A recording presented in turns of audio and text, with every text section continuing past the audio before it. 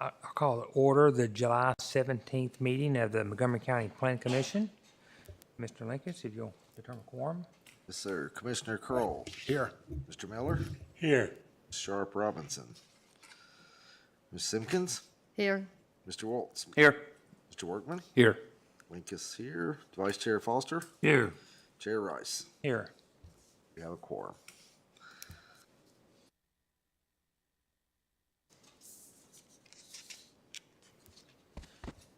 Tonight we have two public hearings.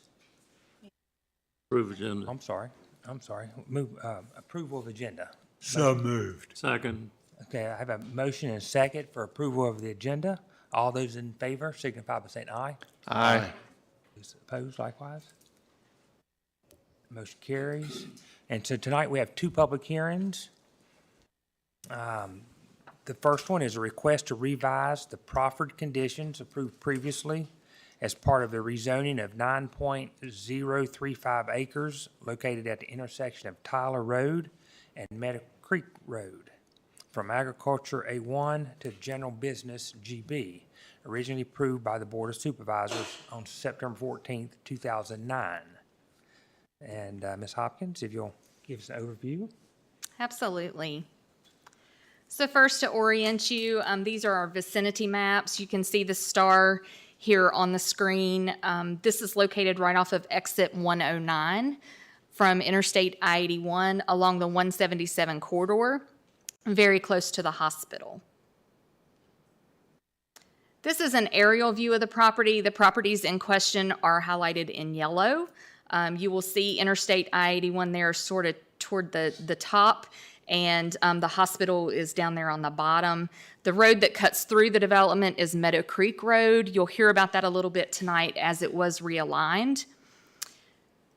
We also have your zoning map. It is currently zoned general business with proffered conditions as stated. The request tonight is to amend that rezoning to change some of the proffered conditions.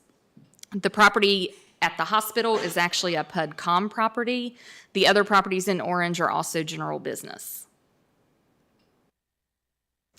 So in September of 2009, the Board of Supervisors did approve a rezoning to general business with proffered conditions. It included a master plan to allow a general store, convenience store with motor fuel sales, and an attached drive-through restaurant. In May of 2010, the owners came back and requested an amendment to that rezoning because they were looking to acquire additional property, but they were also going to realign Meadow Creek Road. They did revise the master plan, and that allowed for additional construction of a hotel and some medical offices on the property. This was the previously approved concept plan. You can see several dwellings or several buildings here with numbers on them corresponding to their uses. This was approved as substantial conformance, and what that means in terms of proffers is when they go to develop this property, anything has to be done substantially in conformance with this plan, meaning the buildings that are shown should have the uses that are shown in the locations that they're shown on the property. So there's very little flexibility in the development. Since that time, the realignment of Meadow Creek Road was changed, and so it did not line up as originally proposed, and the property acquisition was not completed. So that meant that the site could not be developed according to the approved plan. And now they have had someone interested in developing a convenience store with motor fuel sales with a drive-through restaurant. So in order to do that, they have to update the master plan. They are proposing that to be in general conformance, meaning if they have to shift the building location on the property, that would be feasible. And then we are also suggesting to remove some conditions that are no longer applicable due to the completion of the realignment of Barn Road and Meadow Creek Road. They've also already worked with AEP regarding the grading and construction of the property. So this is the new proposed concept plan. Again, this would be done in general conformance. It does leave two other phased areas that could be built in the future with any of the allowed uses. The allowed uses are not changing. We just simply do not designate exactly where they'll be on the property. So this is the drone footage of the property. You can see the Interstate 81. The Meadow Creek cut-through is located there. Portion of the property is located toward the north of Meadow Creek, and the rest is to the south of Meadow Creek. You can also see the intersection, and you can see the defined entrances they've put on both sides of Meadow Creek. This is from the entrance looking down Meadow Creek, and then in the middle here looking across the street, and then back towards the interstate.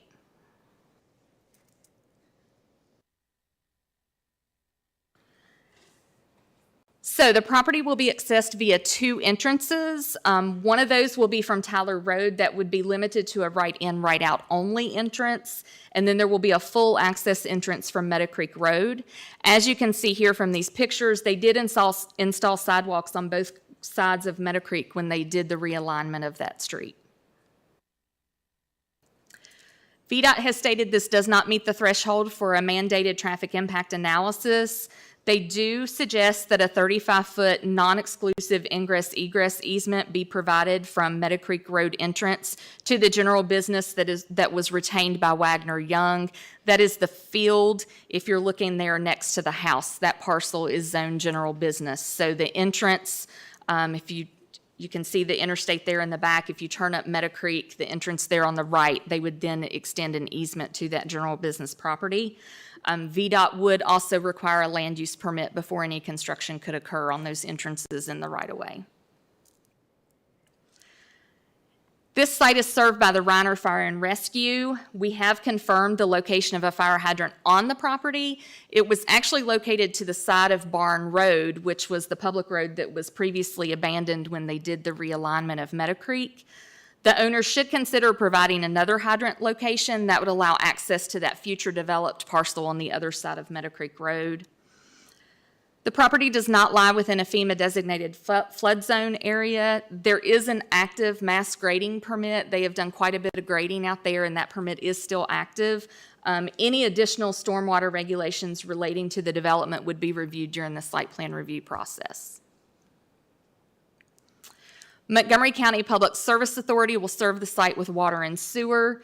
They do have an existing pump station with a capacity of 40 gallons per day and a sewer system 103 gallons per day of remaining capacity. PSA staff has confirmed that those estimates from 2009 do remain accurate. The proposed development does not exceed the capacity limitations. However, future coordination will be necessary to ensure that the pump station is upgraded as necessary based on the amount of development in that area. PSA has also stated that a water line extension from the former location of Barn Road, which would be the existing fire hydrant I spoke about, to Meadow Creek Road and/or Tyler Road will be required. This property does lie within the Route 177 corridor plan. In 2010, we did reach out to the City of Radford Planning Commission, and they stated it met the development goals for the Route 177 corridor. I did hear from Melissa Skelton with the City of Radford, and she stated they have no additional comments or concerns regarding the amendments, and it would still meet those goals. It is in an area of urban expansion. It's also in an urban development area as designated. This is the preferred location for any new residential and non-residential development. Most of these areas are adjacent to the two towns or the City of Radford. It is intended to be a natural expansion area for uses occurring within the town and city boundaries. These are your two comprehensive planning goals in the urban expansion area for planning and land use. The proposal is consistent with urban expansion, planned commercial transportation, and environmental chapters. It also meets the land use and zoning criteria set forth in the Route 177 corridor plan that we share with the City of Radford. So the proposed concept plan and proffer amendment does give flexibility in the building locations. The allowed uses do remain unchanged with the proffers as proposed. The realignment of Meadow Creek and the closing of Barn Road have been completed, so those proffers have been removed. The Route 177 corridor agreement prescribes water and wastewater capacity that the City of Radford makes available to the Montgomery County PSA. We have determined that capacity is available for this development. However, future development will need to be worked with PSA to make sure there's capacity for that and there are no upgrades necessary. Attention should be given to exterior lighting because this property is adjacent to some resource stewardship land uses and agricultural land uses, so preservation of that rural nature is important. With that, staff recommends approval of the request to the revised proffered conditions. The first, and I'm going to summarize these and not read them word for word. The property shall be developed in general conformance with the master plan dated June 3rd, 2024. It shall be served by the Public Service Authority for sewer and water. It does not allocate or reserve capacity for the proposed development, so those other phases are not guaranteed to have capacity. That will be verified with the PSA at the time they are developed, and any upgrades to the pump station would need to be completed. The right-in, right-out entrance shall be approved and constructed prior to the issuance of certificate of occupancy for the convenience store building as shown on the approved master plan. The following by right uses in general business shall not be permitted. This is unchanged from the previous approval. And the following architectural standards of the development will be incorporated into the development to provide compatibility with commercial uses in the 177 corridor. No heating, air conditioning, or mechanical equipment will be placed on the roof. Flat roofs shall have a parapet wall. The exposed portion of all exterior wall surfaces on the property shall be designed and constructed of similar materials. Building materials shall consist of brick, stone, split face block, EIFs such as drive-it, cementous siding, accent materials such as additional glazing and or decorative metal panels shall be allowed. Roofing materials for pitch roofs shall be metal, natural, or composite shingles. When a building is adjacent to a public right-of-way, architectural details shall be incorporated to create architectural character. Windows and doors shall have a regular pattern of solids and voids. Building elevations shall be included with all site plan submittals, and prefabricated metal buildings with vertical metal siding shall be prohibited. Adjoining property owners have been notified in accordance with county and state code. A public hearing sign was placed on the property and the legal ads were ran in the News Messenger. We did receive one email from an adjoining owner, Emerald Investors, that was included in board docs, and I believe you may have a copy of that in front of you this afternoon. We may have some additional public here to speak as well.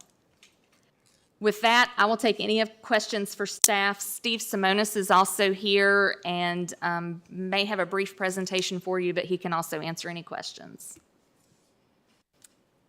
Any questions? Mr. Chair, I have a question for Bree. Can you clarify if there's a proposed building on the subsequent phases that are not currently shown on the master plan? Will those be reviewed by staff, or does that come back to the Planning Commission? So those would be reviewed by staff. It would have to be one of the uses that's allowed. And then we would also look at it to make sure it meets all the other proffered conditions as far as architectural and that type of thing. But the buildings are not shown on the concept plan. Basically because we don't know what they are or where they're going to be. Thank you.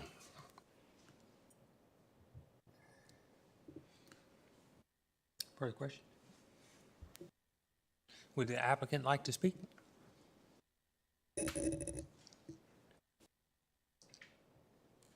evening, Planning Commission. Steve Simonis with Balzer and Associates, 80 College Street here in Christiansburg. As Bree said, I will try to be brief. Exit out of this, Bree. Oh.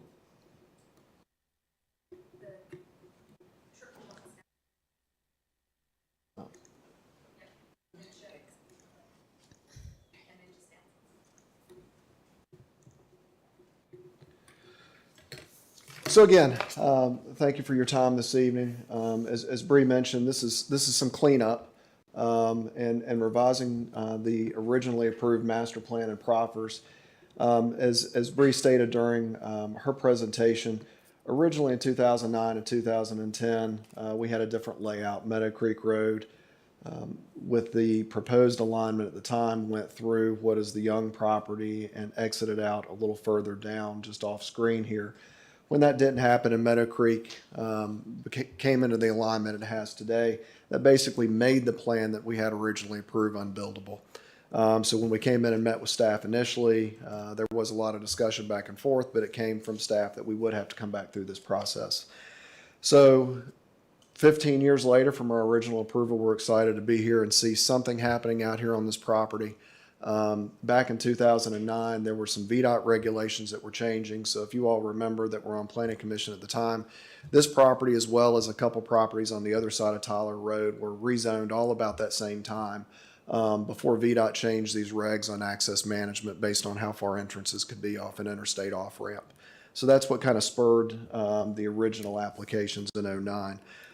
Bree also mentioned we have done grading. So in 2015, we did have a mass grading plan approved and a stormwater management plan approved, basically for a full build out of this property. And that pond was actually built on the hospital property. That was completed, and as she mentioned, there is an ongoing grading permit out there. We would go back in and confirm stormwater management calculations at the time of site plan. But to Mr. Kroll's question a few minutes ago about future uses, it is important that we share with Planning Commission that the uses proposed, or the uses that would come in the future, are going to be a whole lot less than what we originally had approved, just because we have less acreage to build on. When the Young property came out, as you saw in that previous master plan, it was a fairly dense proposal. So anything we have left would be on our upper parcel here, which is a little over an acre, and about 2 acres down here. So the property in question is the whole property, the whole 9 acres. Our client, Cavern LLC, is purchasing everything on the southern side. RWW would still maintain ownership of the 1.168 acres on the north side of Meadow Creek Road. So Cavern, for you all to understand, the Dixie Caverns exit, I think I mentioned this last week, the Dixie Caverns exit where there's a gas station, convenience store, and a Witch, that's our same client on this. So as you all know, that's a very clean store, well-kept store, well-constructed, good building material. So the proffers that were originally approved that we still have in place today will go along with how they typically build.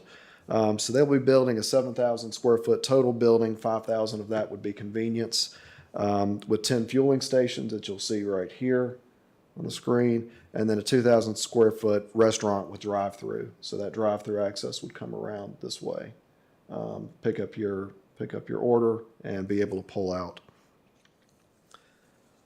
So access to the property, as you all saw in the drone videos, there is one existing access point right here where the curb cut was put in. We do have a right in, right out, and that is consistent with the original approval as well. So those are part of the VDOT review. During that VDOT review as well, based on the trip generation from this use as well as traffic that's already existing on Meadow Creek and Tyler Road, we did show a left turn lane going southbound on Tyler would be required to get onto Meadow Creek Road. As you all know from being out there, it's a little strange at that intersection. You've got 2 lanes and they yoke down to 1 right past this intersection. So our local VDOT folks here in Christiansburg had those conversations with Salem District to get some direction on how that turn lane would work. So we won't actually have to construct any additional paving out there. We'll just do some restriping and new signage for that turn lane.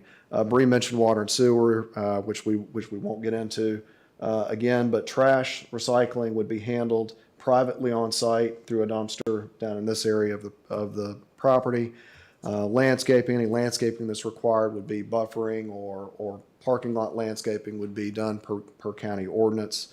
And all maintenance of the property itself, drive lanes, sidewalks, pushing snow, all that would be the developer's responsibility. And lastly, again, as Bree mentioned, we kept the proffers the same to be consistent with our previous rezoning outside of the few that she mentioned that we took off because it's already been completed. So with that, I would be happy to answer any questions the Planning Commission has. Have any questions for Mr. Simonis? Let me leave this up. Pull yours back.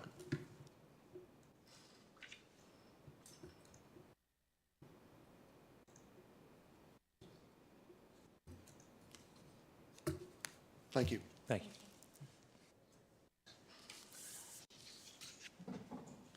So we'll open up the floor for public address, public hearing.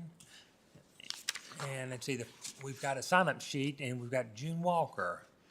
Please come forward, state your name and address. You've got 3 minutes.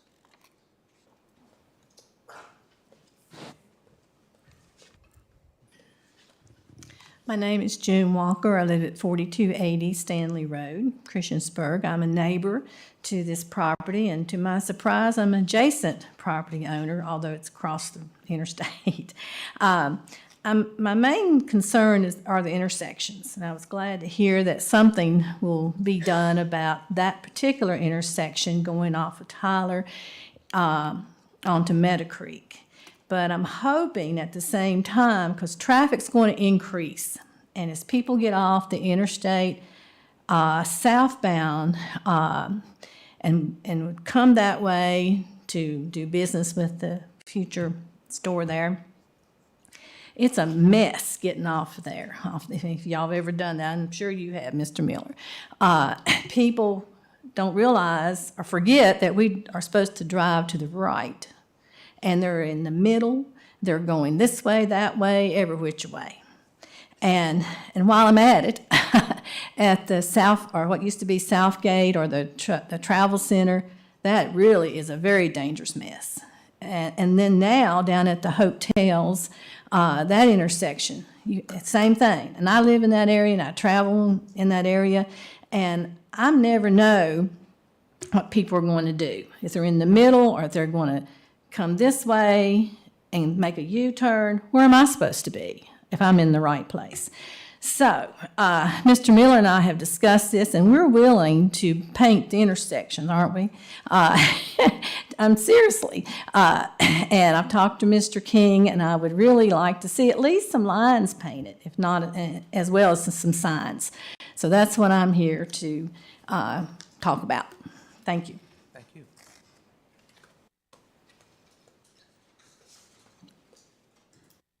Is there anyone else that would like to come forward, speak to this issue? Seeing none, I will close the public hearing, and we'll open up to the commission for discussion and/or vote. Mr. Chair, Yes, sir. I'd like to follow Ms. Walker's comments. We have an awful lot of British drivers on Tyler Avenue, and as she says, they drive on a different side of the street than local folks. That's one of many mishaps in this entire area. The second one, which I really want to address, is that in my opinion, the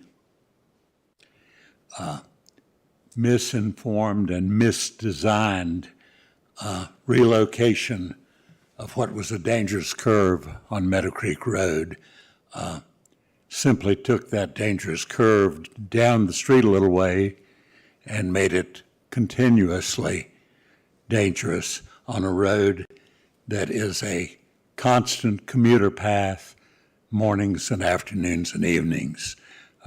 Virtually all of Greater Reiner and much of Floyd County comes that way to get on the interstate. Meadow Creek Road has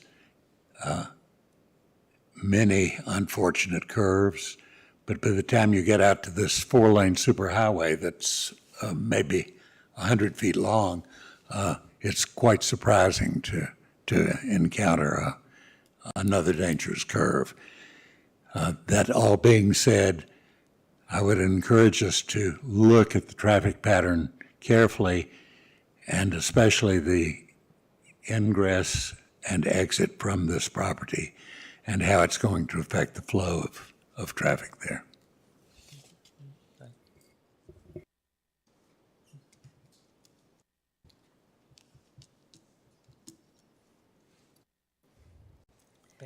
Yes, please, ma'am.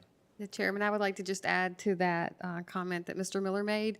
I use that area of the interstate and coming off the interstate and also going to the hospital and just coming and going because I live in that area. And I have noticed, many times when people are trying to turn or trying to get to where they're going, they don't really have a good direction on the road itself, and you have to navigate the best you can to get around. I have a concern that if there are going to be tractor trailers coming in to turn there, to come in to use the fueling station, that could cause some concerns where they're turning left to come in there and then onto Meadowbrook, and then when they're coming into the property itself. So I do share some concerns about that. I do know that there are a lot of commuters that use that road coming in all early in the morning, coming in and out. So I know increased traffic on that is a concern of mine too, as far as the how you get in and out of there. I agree that does look misaligned on how, it could have been a better time to make the intersection to where you would turn into Meadow Creek actually have a better turning lane, but it is an area that's confusing to many people that drive that area. I think that you mentioned motor fuel sales for trucks. I don't think this is a truck fueling station. I think this is mainly automobiles. Vehicles? Okay. Now, there would be a truck that would bring fuel there, for delivery there, but I don't think it's for tractor trailers to come in. And Okay, good to know. Just increased in traffic then, just to turn in there then, is a concern. Mm-hmm.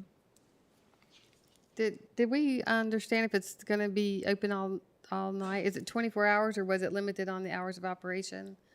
Do we know? do we know? Bree? I do not. I will look to Mr. Simonis to see if he has an answer to that question. My question is, what are the hours of operation? It's not planned to be 24 hours. And it is, just to be clear, as Mr. Rice said, it is not a truck stop. So it is just passenger vehicles. So you'd have trucks that would come in to drop fuel, and you'd have trucks for deliveries for the restaurant and the convenience store. Okay, thank you. And if you all wouldn't mind, Mr. Rice, if I just had one more second. Yes, sir. To Mr. Miller and Ms. Simpkins, your concern about the road, just to remind everybody, the original alignment of Meadow Creek was what everybody wanted to have happen. But to be clear, VDOT did the final design on Meadow Creek Road. That wasn't a private consultant on our end. VDOT actually handled that. That was a revenue sharing project that VDOT designed and the MPO actually administered for the county. Our client that owns this, the RWW, did pay a portion of that as part of that revenue sharing project, but VDOT actually determined where those entrances for these two commercial properties would be.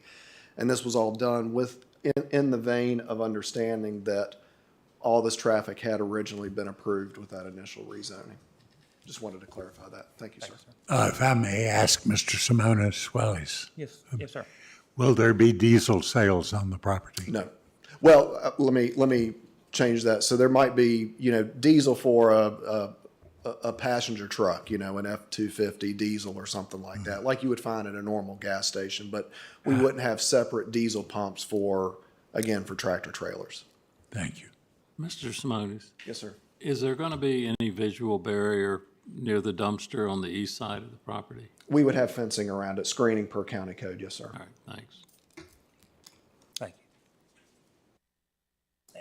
And I will mention that, that this is the urban development area. This is where the type of growth that we have slated for this area.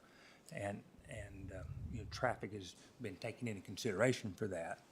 And when we went for the site visit, it just looks like a great plan for the site. I mean, you would expect it to be there. It's right there by the interstate. It's got big roads, good visibility. It would be hard pressed to find a better development that you could put there than what's been proposed.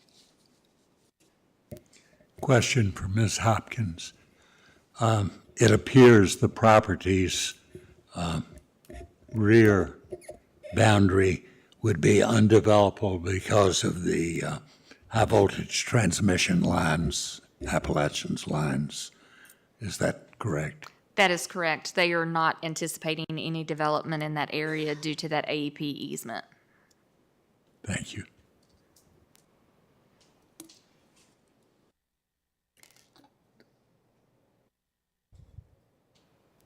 I guess one more add, to me, I echo Mr. Rice, and the left turn lane, I think kind of addresses the best we can. We can't do anything about how the VDOT road was realigned. So I'm in supportive of this as it's presented.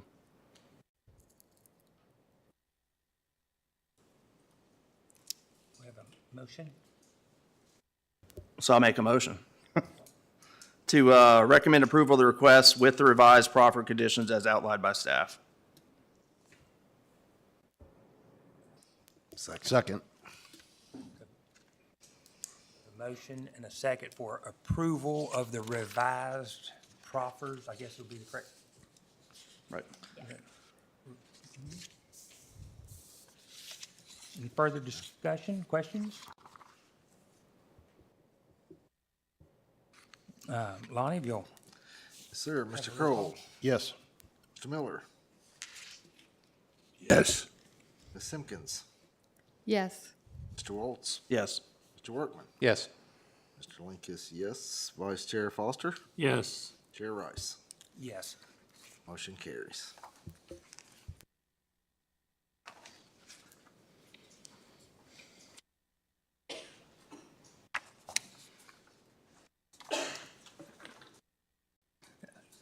Yeah, the second item on the public hearing is a request to rezone 20.7 acre portion of a 30.1 total acres from agriculture A1 to plan unit development commercial, that's a PUD-COM, with proffered conditions to allow a planned mixed-use commercial development and a request for a special use permit to allow a contractor service establishment with outdoor storage on a 20.7 acre portion of the 30 acre total, and a request for a special use permit to allow multifamily dwellings on a 20.7 acre portion of the 30 acre total acres.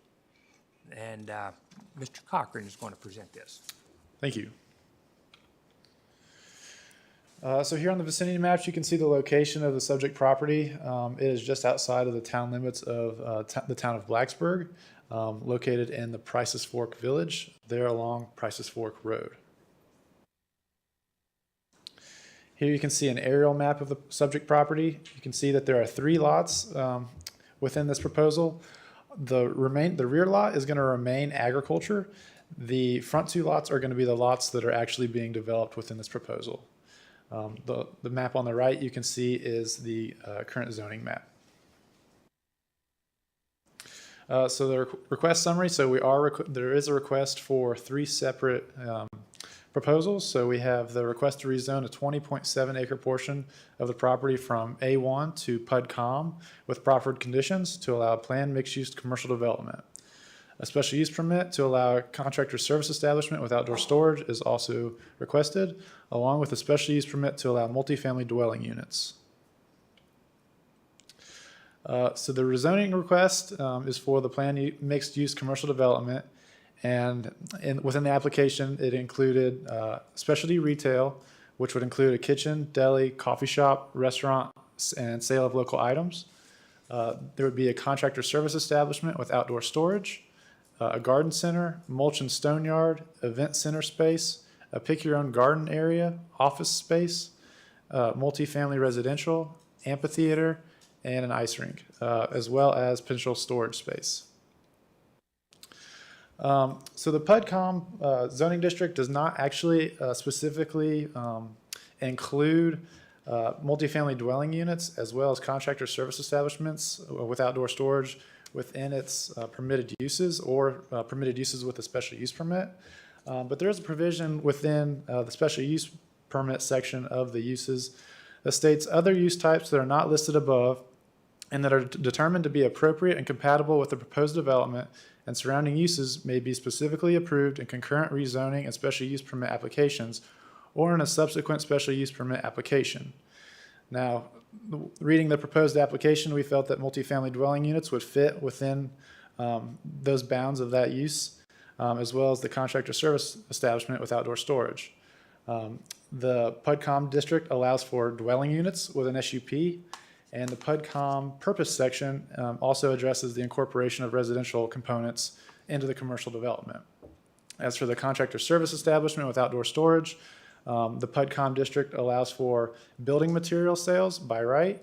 It allows automotive, light truck sales, service, rental, and repair by right.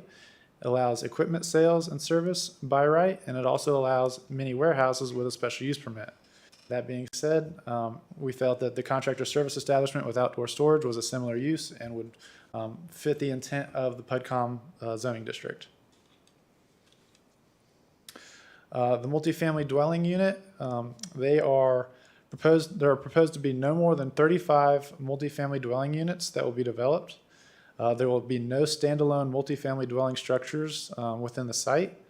Units will be located within the two principal structures proposed within the site plan, which I'll get to here shortly. Units will not be located on the ground or base level of the principal structures, and units will be marketed towards young professionals or employees of the businesses located on the site.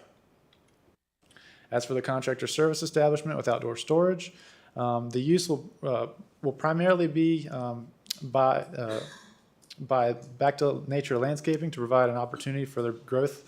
They already have a location on Thomas Lane, which is right off of Price's Fork, just down the road. The use will coexist and interact with the other uses proposed on the site. The use will be located towards the eastern side of the property, away from Sterling Manor, and the outdoor storage will be located away from Price's Fork Road and will be situated below the road grade to minimize public view. A secondary site entrance is proposed to reduce the congestion and safety issues at the primary entrance at the Price's Fork Road and Brunswick Drive intersection. Should space be unused by Back to Nature Landscaping, other contractors may utilize the available space. Here you can see the concept plan of the two properties together. You can see the back portion of the property back here is going to be, that will remain A1 agricultural, but there will be possible stormwater management facilities located on that property to house the stormwater from the property up front. Here you can see a little bit more of a zoomed in view of the concept plan. You have the two main buildings. This building here on the right will house the Back to Nature landscaping, and the building on the left will be more geared towards that specialty retail, event center, and garden center. Between the two, you have a courtyard. And then in the back right here, you have a mulch and stone yard. And the area back to the left will be a pick your own garden area, and as well as house some of the accessory uses proposed that I mentioned earlier. You can see majority of the parking is located on the left side of the property, as well as some along the front of the property. We did talk with the applicant, and we decided that in order to stay in alignment with the comprehensive plan and the Price's Fork Village plan, we limited the parking along the front of the lot just to one row. And then you can see that the buildings themselves are set back rather far off of Price's Fork Road, and the parking and drive aisles itself are over 100 feet from the front property line, or actually from the edge of pavement, it looks like. Here are photos taken at the intersection of Price's Fork and Brunswick Drive. The photo on the left is looking towards Brunswick Drive. The photo in the middle is situated east, looking towards Blacksburg, and the photo on the right is looking towards Pepper's Ferry. Here is an aerial image of the property. You really can only see the majority of the front half of the property.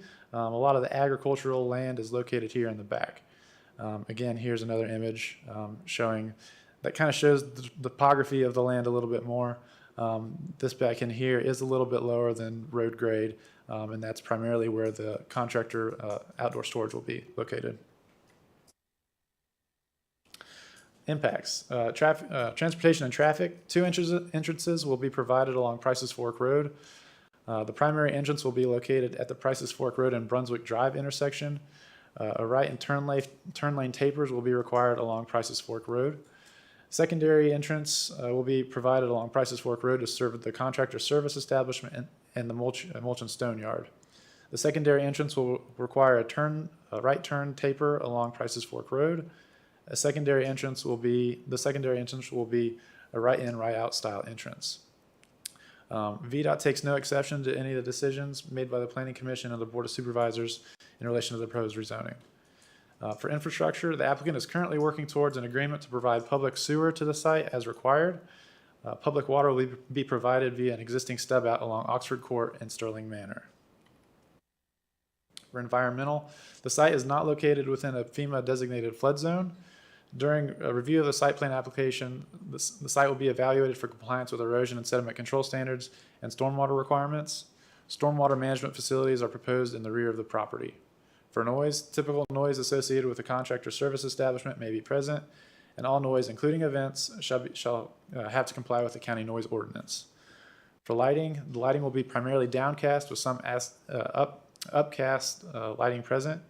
Lighting shall comply with dark sky friendly standards, and lighting shall comply with the county lighting ordinance to minimize glare on adjacent properties. For the comprehensive plan, it designates the site as village expansion and is further designated as low-density residential within the Prices Fork Village Plan. It provides a mix of appropriately scaled residential, non-residential, and community uses are anticipated in the village expansion areas. Development in village expansion areas should be designed to complement and augment the historic character and development pattern of the adjacent existing village by becoming a natural extension of the existing village.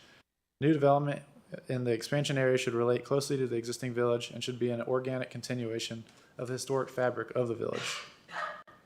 For economic resources, attraction and retention of businesses and industry, attract new and retain existing businesses and industries that can best create viable job opportunities for all, expand the local tax base and maintain those qualities, and make the county a highly desirable place to live and work. Analysis, the proposed rezoning request meets a number of the planning and land use goals for the village expansion as outlined in the 2025 Montgomery County Comprehensive Plan. The proposed rezoning and special use permits provide another commercial resource to the Prices Fork Village while not impacting the historic core of the village. The proposed development utilizes new and existing public infrastructure and provides improvements along Prices Fork Road to provide safe access to and from the property. The proposed use will utilize new buffer yards and proposes additional landscaping to mitigate impacts on adjacent landowners. The planned unit development commercial zoning designation is well suited for the proposed development as adjacent properties can benefit from the commercial and service aspects it provides. The proposed use establishes a new business in Montgomery County, contributing to the county's economy and creating jobs for the community.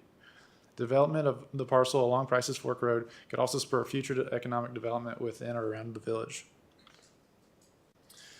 So for the staff recommendation, staff recommends approval of the request to rezone the parcel from A1 to PUDCOM with the following proffered conditions. Included are the property shall be developed in general conformance with the master plan by Balzer and Associates within the site plan provided, or concept plans provided. And then the following by right uses within the PUDCOM district shall not be permitted upon rezoning: a cemetery, church, crematory, custom meat processing, EMS rescue facility, funeral home, homeless shelter, a hospital, medical care, hotels, motels, libraries, motor vehicle rentals, movie theaters, park and rides, post offices, radio stations, recycling collection points, and a school. For the multifamily dwelling units, staff recommends approval with the following conditions. Multifamily dwellings shall be in general conformance with and located within the principal structures shown on the overall site plan prepared by Balzer and Associates. No more than 29,500 square feet of floor area shall be used for multifamily dwelling units. No more than 35 multifamily dwelling units shall be allowed on site. There shall be no standalone multifamily dwelling units located within the development. Multifamily dwelling units shall not be located on the ground or base floor of any structure.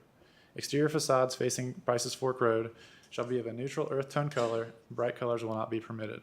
Unadorned materials such as common block and unfinished metal will not be permitted. shall complement existing development located within the Prices Fork Village. For the contractor service establishment, staff recommends approval with the following conditions. The site will be developed in general conformance with the overall site plan prepared by Balzer. A site plan addressing zoning conformance with landscaping, screening, parking, signage, and other requirements shall be approved prior to issuance of any county permits.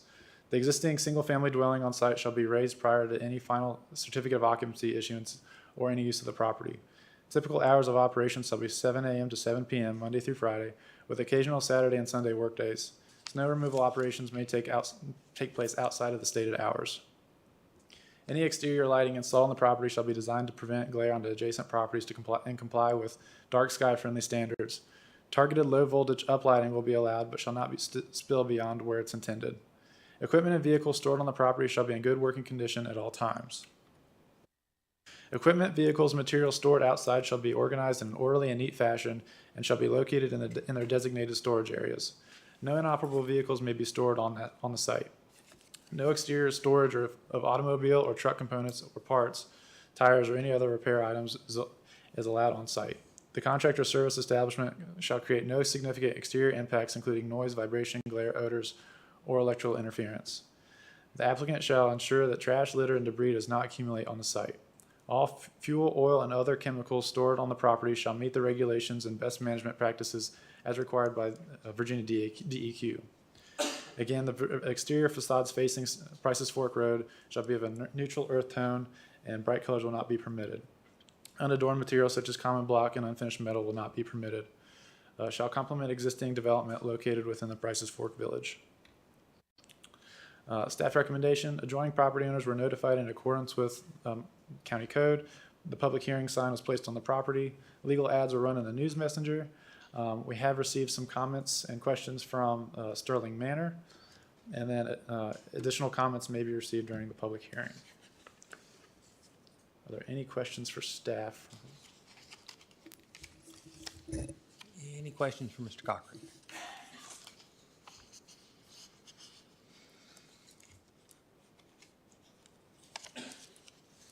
I know the applicants. I do have one clarification. So this is in the village expansion area, but it's not in the village, right? It is. We have a core village, but It is located within the village. it is in the village? Yes. Okay, it is in the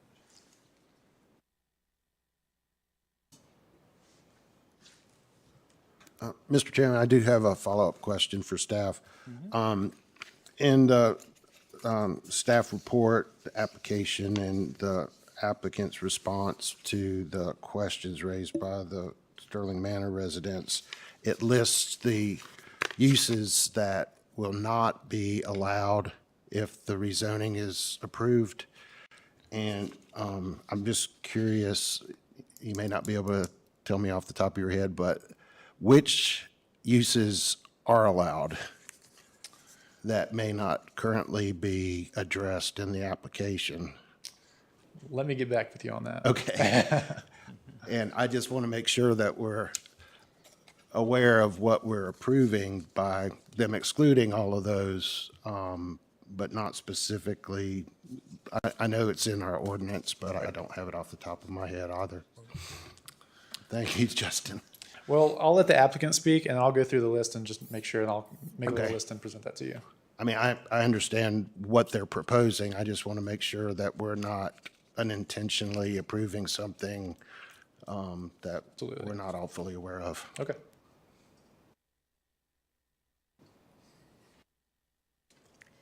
So I have a question. Yes. For Jude. So 35 multi-family dwelling units, can you tell me how many units are normally in an apartment building that is built? I mean, to me, that sounds almost like it's almost an apartment building. Yeah, so I mean, it would be multifamily, and I'll let Steve Simona speak a little bit more, or the applicant speak a little bit more on what that will look like. We discussed with the applicant, was it last week? About this week, about the number of dwelling units. And they felt like 35 was a good max, especially considering they're requesting multifamily dwelling units to be potentially located in both structures. With each structure, the larger structure having a footprint of 30,000 square feet, they felt that they could easily fit 1 or 2 bedroom apartments within that footprint alone. So, And that building's for their commercial use with the landscaping business? yes, And the second dwelling is basically the retail with the Yes. store, and so they're splitting up. potentially. They have the option. Really? They have the option to do so. And so how many parking spaces are normally generated with 35 multifamily dwellings? So is that part of this? I know there's a lot of parking intended for maybe the store as well as the grow your own, but it seems like 35 would probably generate 70 cars or 70 parking spaces. I'm just guessing. I don't know for sure. But last week when we learned of this, I didn't remember seeing the number 35. But to me, that just seemed to be more than I thought it would be, and taking this into consideration. So it'll depend. I'm sorry. It'll depend on the number of bedrooms. So for 1 bedrooms, it would be 1.5 per dwelling unit, and for two or 3 bedroom units, it'll be 2 spaces per dwelling unit. Okay. And then we would definitely verify during the site plan review process that their proposed dwelling units matches their parking count. Okay. Just some things I'm thinking through on this progress here on this project. Absolutely. And the request, as Bree mentioned earlier, was theirs is for rezoning in general conformance with especially with the rezoning. So general conformance does allow a little bit more flexibility. So as they develop the property, allows a little bit more flexibility for them to shape the project a little bit more in a way that is either financially feasible or whatever suits their needs best. And those two buildings are going on about 20 acres, and then the last 10 acres Is remaining remains agriculture? Yes. Okay. Yes. I also want to add, as it relates to the multifamily dwelling units, so the PUDCOM does allow for 25% of the project area to be developed in residential capacity. So we kind of figured what that was. We limited it to the total square footage of the buildings, and we came up with that 29,000 square foot number. That would be the maximum amount of residential that they could do. They were very, and I'm sure they will speak to this, Mr. Ulmer or Steve Simonis, when we spoke to them, they were very clear, they don't know that they'll do 10 multifamily dwelling units. It basically depends on what the market is looking for, but they do know that they have a lot of employees that are renters, and so they see this as the opportunity to provide rental units for their own employees.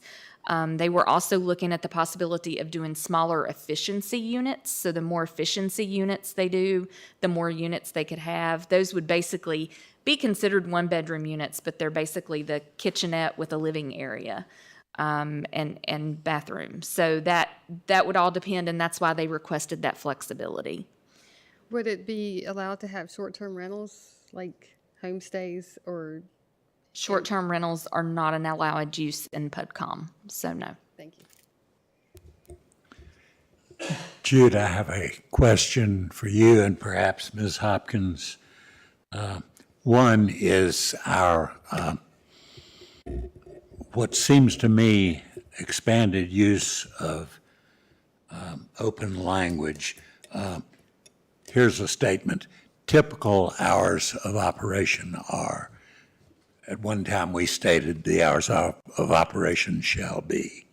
So this could mean, I know this is an innovative project and it has a lot of things going on, but could there be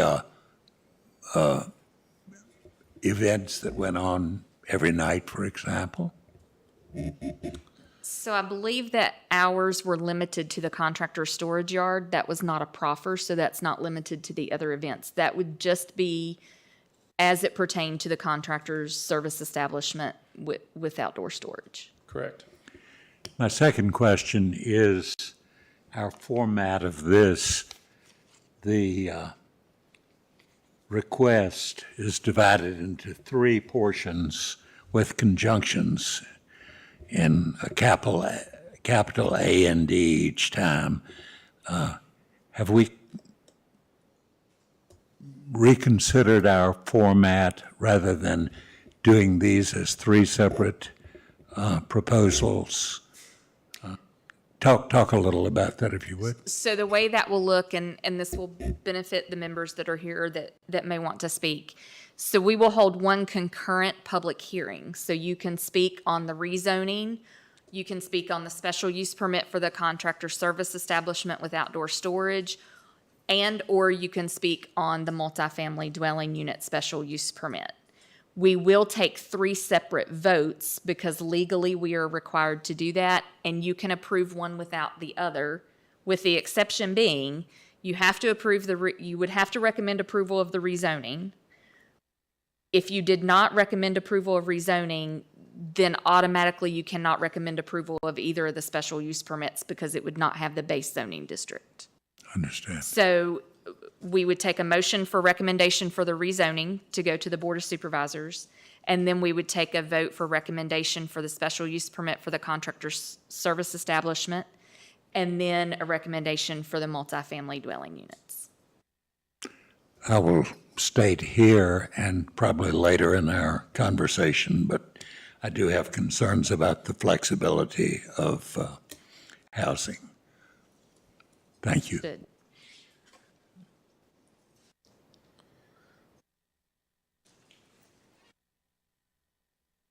Any further questions for Mr. Cochran? Thank you, Chief. All right, and I believe the applicant is here. Speak. If the applicant would like to speak?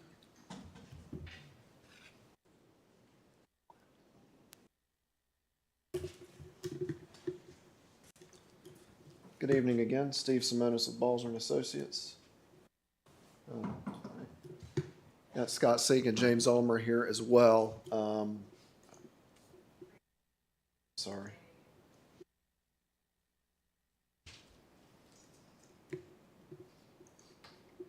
So as we did last week, if it's okay with the chair and with Planning Commission, we'd like to touch on this kind of as a tag team effort. I think it's important for the Planning Commission and certainly from the members of our neighborhood and public here that may speak tonight to really understand before I get into my boring part of the details of what I do, that the important part and the true vision that James and Scott have had for this project. So if it's okay, Chair Rice, I'll let these guys kind of talk through the vision. I'll jump in and kind of go through my presentation. We'll end with some visuals if that would be okay with Planning Commission.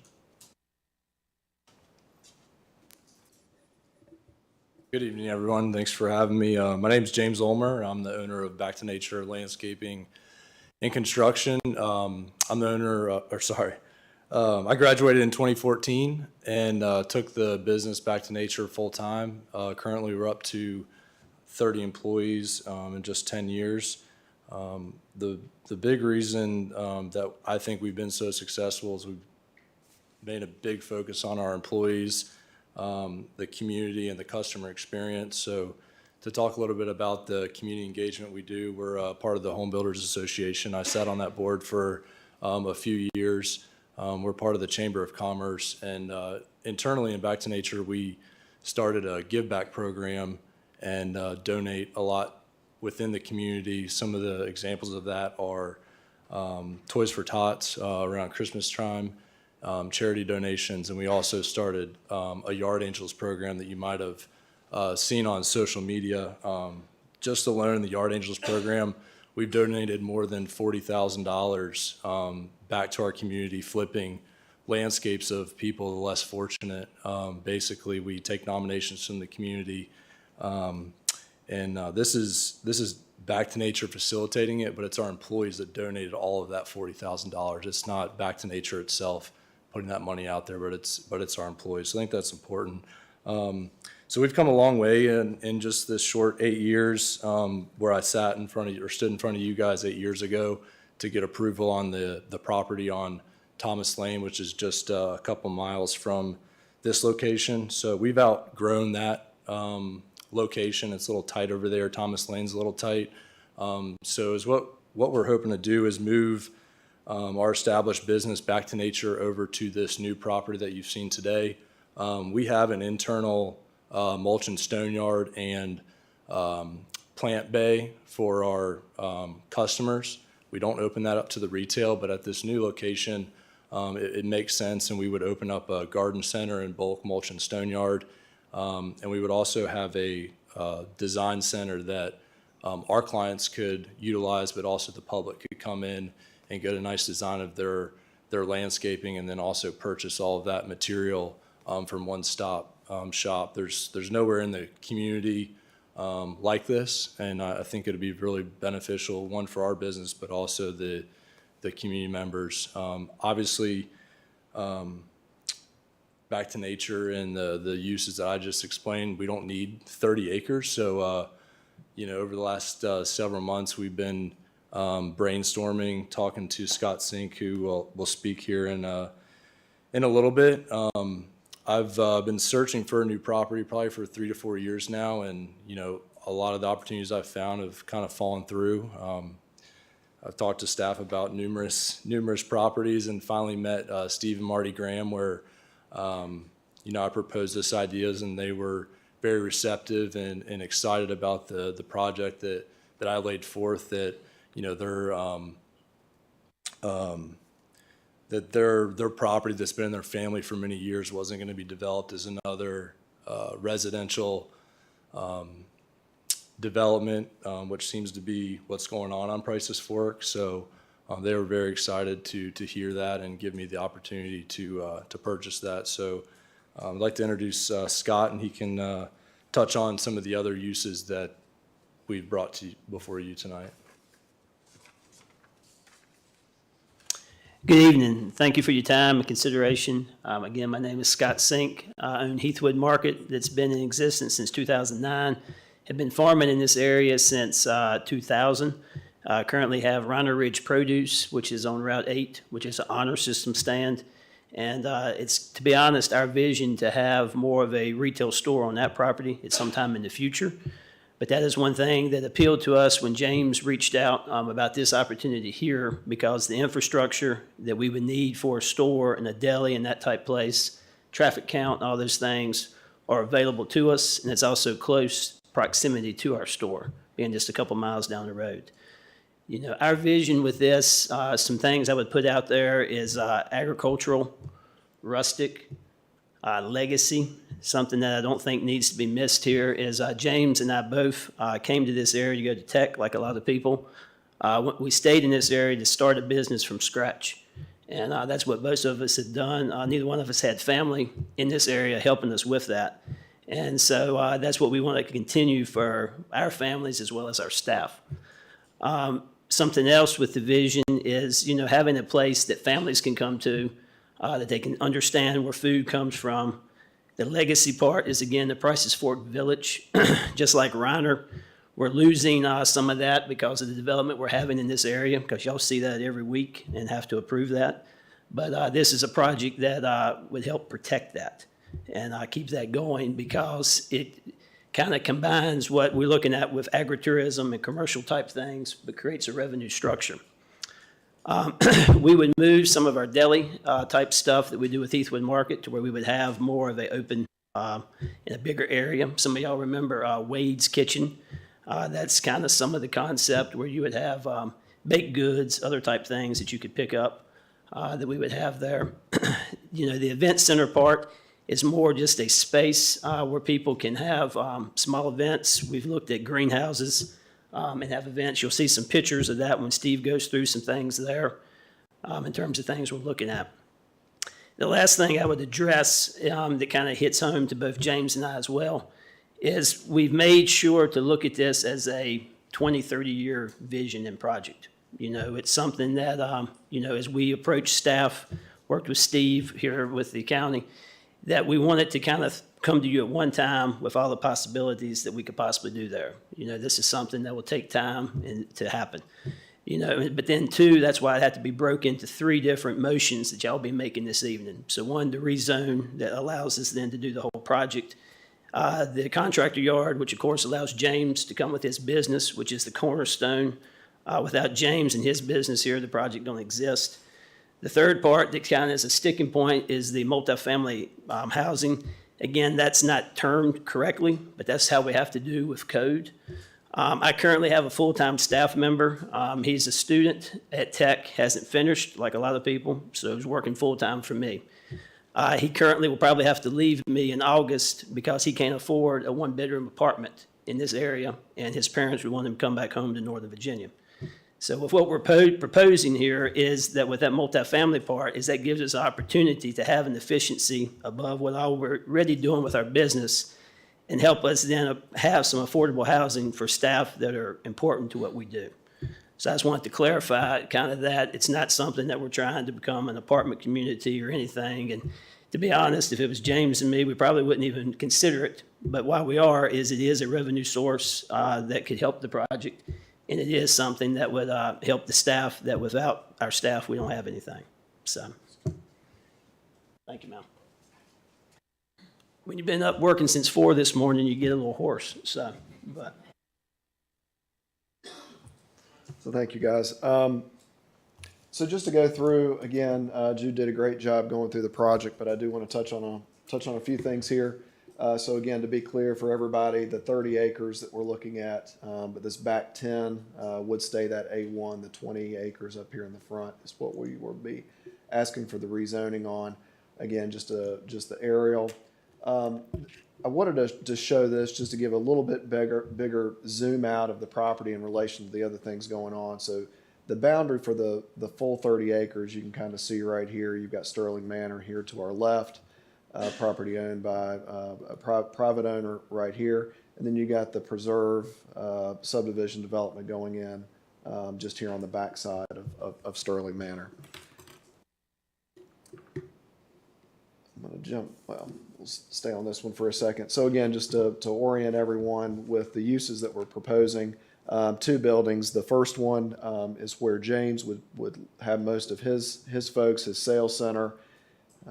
Actually, I'll go on to this one. So 34,000 square feet. So this is on the eastern end of the property. So 34,000 square foot building. This would be 2 levels. You'd have a main level that's just at or just below road grade based on the way the topography sits. But you'd have a lower level, kind of a basement elevation down below.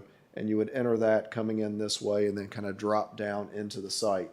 So this area for employee parking and the storage yard, James's equipment would be down here below, kind of below road grade and out of sight.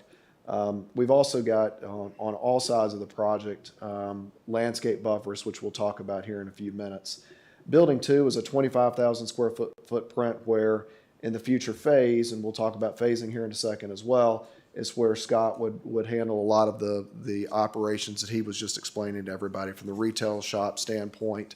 The garden center could be in here. We could have greenhouses in here. The event space could also be on this lower level. So again, topographically, the site drops from front to back. So both of these buildings have the opportunity to have kind of that walkout basement condition.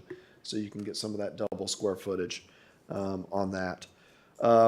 As Jude mentioned, the PUDCOM was really, as we talked through this with staff, the only way that we could find to give us the flexibility for the creativity of uses and the differences in uses as these guys would like to do on the project and limit the amount of special use permits we're asking for.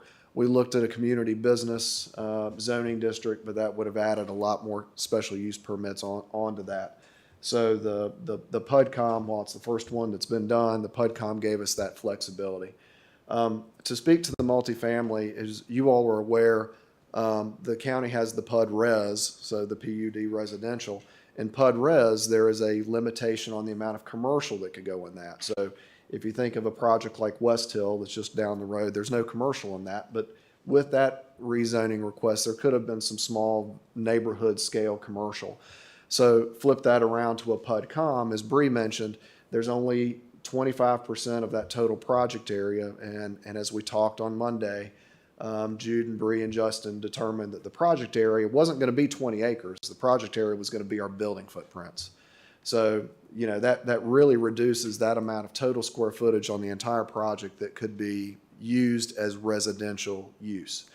So if we look at that 29,000 feet wouldn't even encompass this entire, building one. So what we did, we took that 29,000 square feet and we divided it by 35, and I think we came up with 700-ish square feet. So if you did 35 units in that, each one could come up to be about 700 square feet, and I can't remember exactly. But to their point, James mentioned this to me on Friday, and we shared this with staff, I believe, and tell me if I'm wrong, I think about 85% of Back to Nature staff is in a rental situation right now. And a lot of those folks have, transportation's hard for some people right now. Gas prices, housing prices, inflation. So the ability to do mixed use, which is what the mixed use zoning allows, what PUDCOM and PUDRES sort of promotes, is that mixed use. So the idea would be, we could have a second story on top of one of these buildings and have, some of these apartment units that would be geared towards young professionals or staff for either one of the folks that are out there.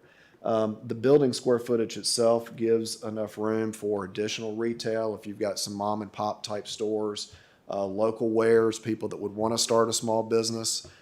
We hear all the time people looking for, 900, 1,000, 1,200 square feet to start their own brick and mortar store. They're doing Etsy, they're doing online sales of jewelry, of pottery, and people are looking for that right now. So that gives us some options, for other rental space in both of these buildings, but primarily along this wing here in building number one. Water and sewer, we've looked at those. We've got two sewer options, as Jude mentioned.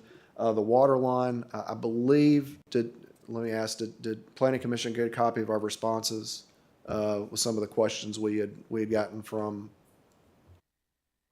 the HOA? Okay. So there were several questions in there about utilities and water pressure. So as part of that, when we went through this, we got our first set of comments from Chuck Campbell at PSA. The Water Authority maintains the main 16-inch line in Price's Fork. So they're real protective of that line and don't like that. I don't think they allow individual residential taps off of that, and they really try to limit any of the taps that come off of that main line because it's one of the main transmission lines.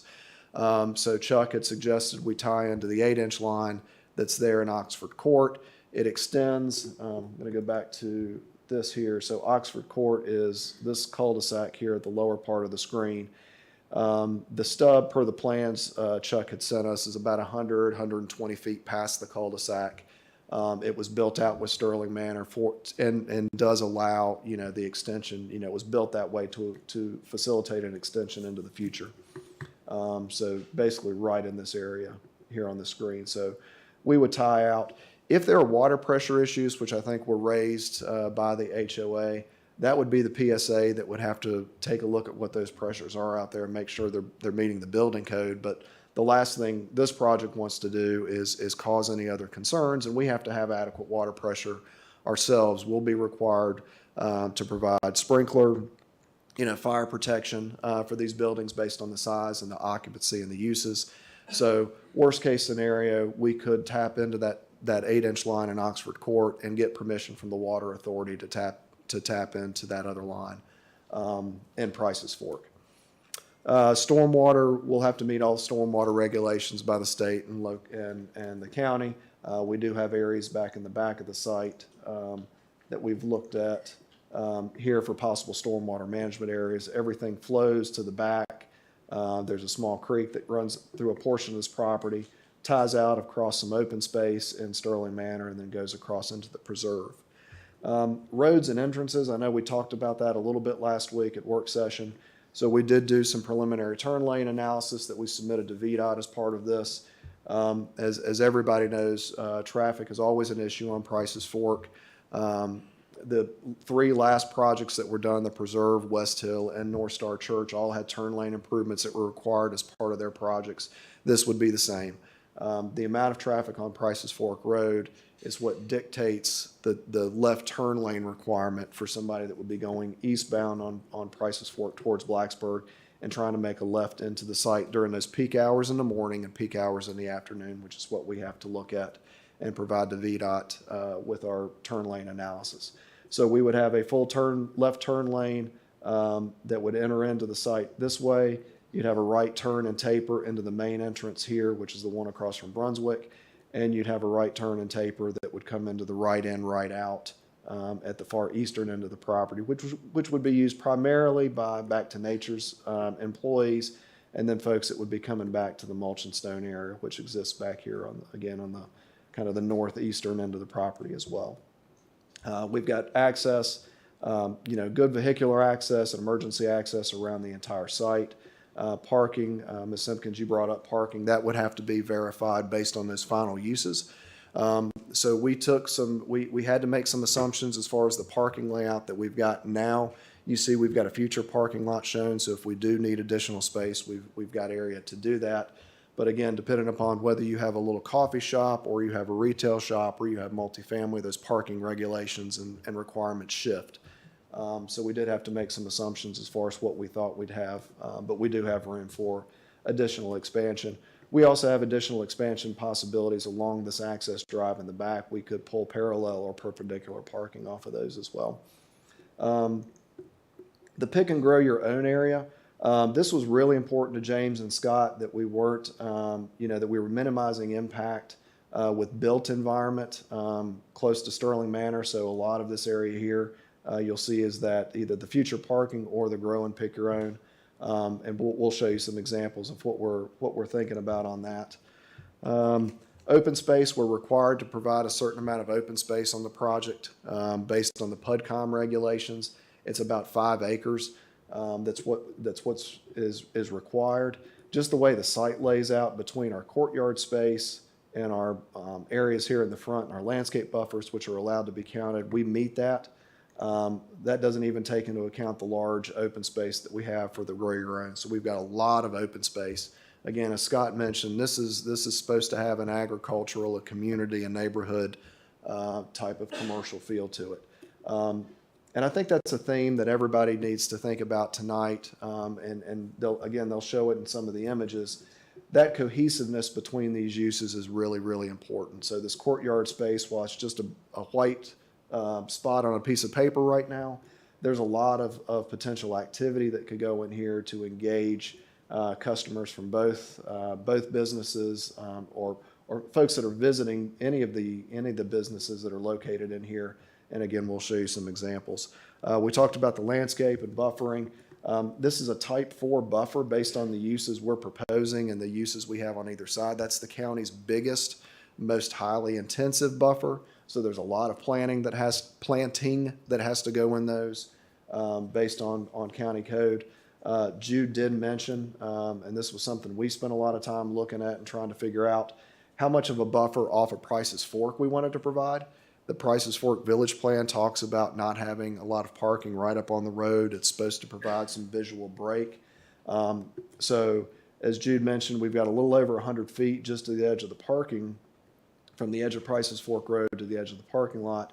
We're only required to have 20 feet right in there and only 50 feet to the building, but we're probably about a total of about 160 feet back to the face of the building. So we've got a big buffer that's going to allow for landscaping, for product out here along the front of Price's Fork Road. Lighting, we're in complete agreement with staff's suggestions that this lighting out here, it needs to be residential in scale, not commercial in scale. So, it's not gonna look like a commercial parking lot with the great big Cobra head lights. The lights will be residential in scale, concentrating the light shine down, not upward. The only thing we asked is James has a landscape business, so we're going to have plant material. We're going to have things out there that we might want to light up just from an aesthetic standpoint. So some of that accent lighting you would see, we have asked for that to accent some of the features we may have on site. Signage, any signage we have will have to meet county code. So that's within the county zoning ordinance. sign ordinance that we'll have to follow. Jude already went over the proffers. I'm not won't go through that. But I will say we really did appreciate the thought and the time that the HOA spent to put the letter together and their list of questions that they sent to staff. So we've taken time over the last few days to put our responses together on that. We were getting some more information from the county just as recent as Monday, from PSA and from Bree and her staff on some of those. So hopefully that answers a lot of the questions that the community has, and we'll be happy to answer some more tonight that pop up. And I will be done with my piece, and I will let these guys kind of wrap up with just some images for Planning Commission so you all can kind of see the vision. Yeah, we thought it was important to put some visuals together.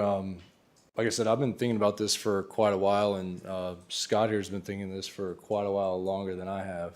So these are just some different businesses that we've visited over the years that we kind of envision some likeness coming out on this project here. So this is a landscape company out in Nebraska. This is, I think it's important to just touch on this. Like the road is, walking off this parking lot into the sidewalk, you'd be able to walk into the first level of this building. And like Steve says, this drops way down. So we've designed that purposely for the contractor storage yard. So the garage base here that you see is a representation that would be along this in the parking lot, which would be, you wouldn't be able to visualize this from, you wouldn't be able to see this from Price's Fork or the courtyard area or parking lot. So this is really hidden along with in the bottom of the hill as well for the mulch and stone yard.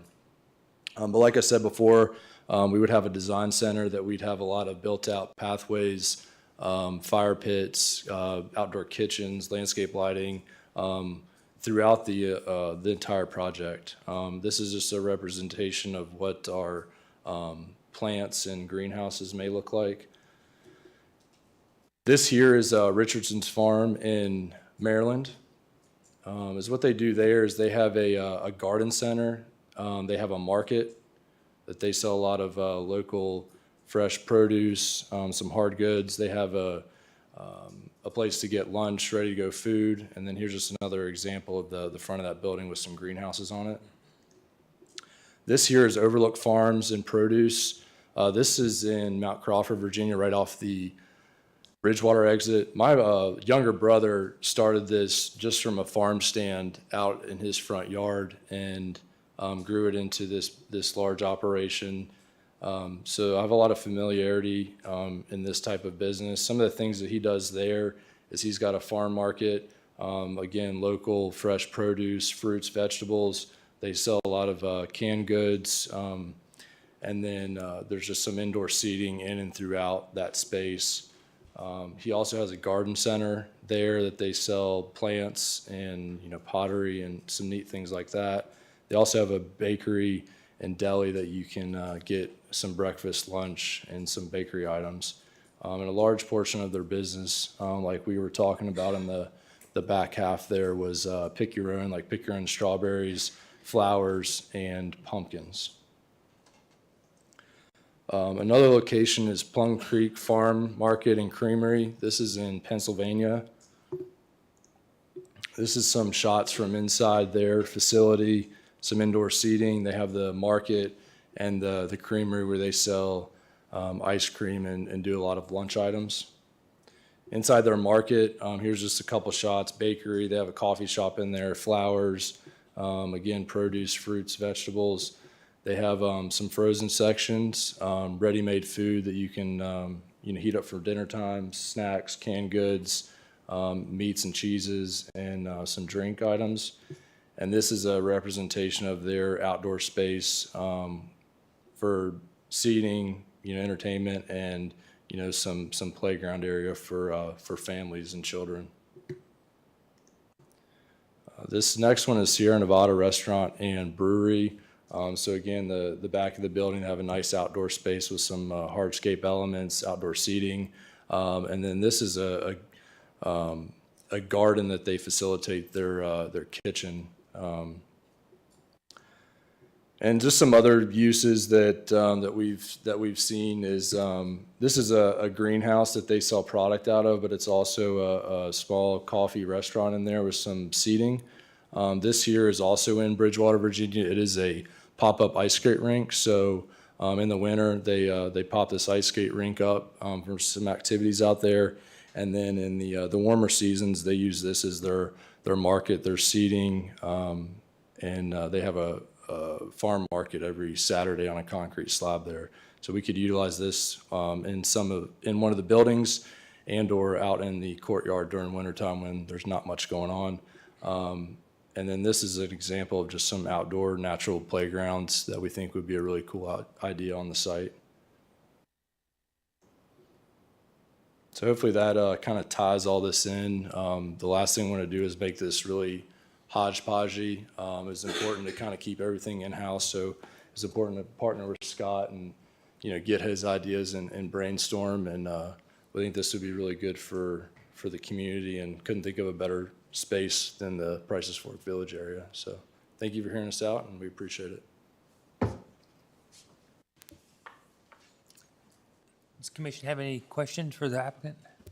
I have one. The sewer are the two options I know last week. Are you any closer? Are they both definitely viable? So that's another reason I had this. So we've got, so there are two options to go with sewer.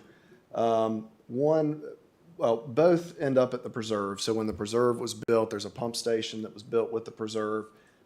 Sanitary sewer lines public lines were put in through that development, and there are easements that come up, existing public utility easements that come off of some of those, property lines.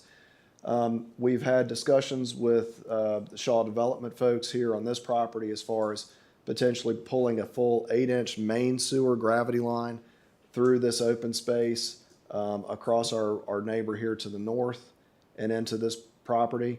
A second option would be to put a private pump station on the Back to Nature project, our project site, and do a small private force main that would come through this, again, our neighbor to the north, across here, and then across two private property owners here in Sterling Manor, and then tie into the gravity sewer line on the preserve that way. So I'll let James has had those conversations specifically with all the owners out there about our sewer options. We are getting closer on that, Mr. Waltz. We do have the ability to get there through the 8-inch line, the 8-inch gravity line. There's going to be more impact if we come that way, but there actually is an agreement in that, to move forward with that direction if that's the way we go. We are in the process, and James can kind of update you on that regarding the option 2 we have. Did you have a second item, or is that? Okay. Mr. Foster? I guess I want to ask this question of James, or maybe you got the answer, I don't know. But in looking at the parking, on structure number 1, it appears to me at first blush you have some contention between the equipment that you have and residential parking. And then you showed us a photo of Nebraska, and it looked like you might have equipment parked underneath the residential.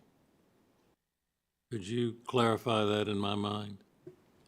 So from a building structure, Mr. Foster, so you'd have your basement elevation here, which would have the garage bays, and you'd have the storage of whatever their vehicles. So there wouldn't be any apartment, any residential parking back here. This would be strictly for Back to Nature, or if they're leasing a piece out to another contractor, as was mentioned in the report. So you'd have your basement elevation, you'd have your main floor, and then above that main floor, you'd have, so in the back, it would look like a 3-story, but from the front, it would be 2. So there would be a full story separating the contractor operations on the basement and any potential residential on the top. Residents would park either here on the front or in one of our parking lots here on this side. Yep. And again, as we mentioned, we've got some other places. The residential piece is probably, out of all the uses we've talked about, the one that's the furthest out from a conceptual standpoint, because we don't even know if we'll do it for sure. It was one of the uses, again, because of the reasons we brought up during our presentation. There, we see value in that, and not necessarily just financial value, but value to the employees and from an affordability standpoint, to provide some more housing in that area that we don't have a lot of in that type. So yeah, we do have the ability to pull in some additional parking spaces nearby. And let me add one more thing, if I could. We didn't really talk about phasing. Phase one would be building number one, the site infrastructure, whatever we do with water and sewer, stormwater management. And most likely Scott would start his operation in part of building number one. As that begins to grow, the grading would already be done. This would be pad ready. The courtyard would be worked out. And then we could move into constructing building number two from a phasing perspective.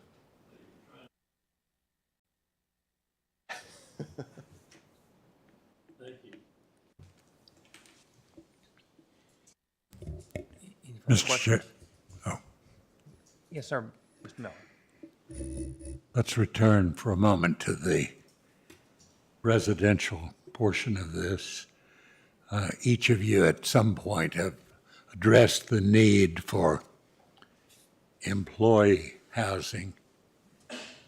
You would be the landlords of all of this property, as I understand it. Is that not true? That's correct. And you could control that housing. That's correct. If you are constructing, whether it's a 700-foot efficiency or something much larger, in a community that is absolutely desperate for housing, how do you propose to market and/or control the residential portions of this? Well, I think that, I'm not a developer by any means, but I met with Justin Boyle with Green Valley Builders just to, try to understand that market, and discussing with him, especially on the outskirts of town where we're at, it was do not build any 3 to 4 bedroom places. Their occupancy sells out with the 1 and 2 bedrooms just in town, and that's what he mentioned a lot of people are looking for. So like Stephen, mentioned, it's going to be smaller, 1, maybe 2 bedroom, maybe there's a 3, but we're going to focus on the 1 to 2 bedrooms. A lot of our employees are in a rental situation, so I see a very viable situation there. And to be honest, 20%, 30% of our employees don't even have licenses, so they have to figure a way to get to work. And I'd say over 50% of our applicants that apply there don't have licenses either, and we have to turn those applicants down immediately just because we have to have a certain ratio of licensed and non-licensed drivers just to make sure our employees can get to work. So again, it's, families and employees, I feel like is the route that we're trying to focus on, and we would have full control over who we rent to. And it's important to Scott and I, again, to have full control over this project, because again, we don't want it to be hodgepodgey, and we want everything to flow and feel right. So I think, having control over the apartments and who lives there is important to us. You are not proffering, however, any portion of this exclusively for employees. We are not at this time. Thank you.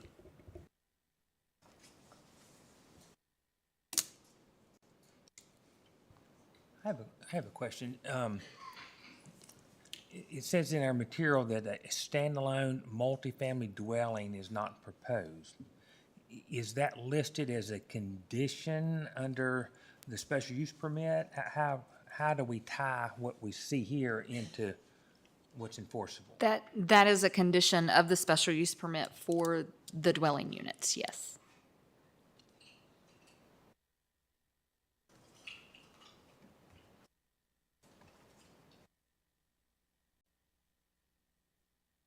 questions? Thank you, gentlemen. Thank you very much.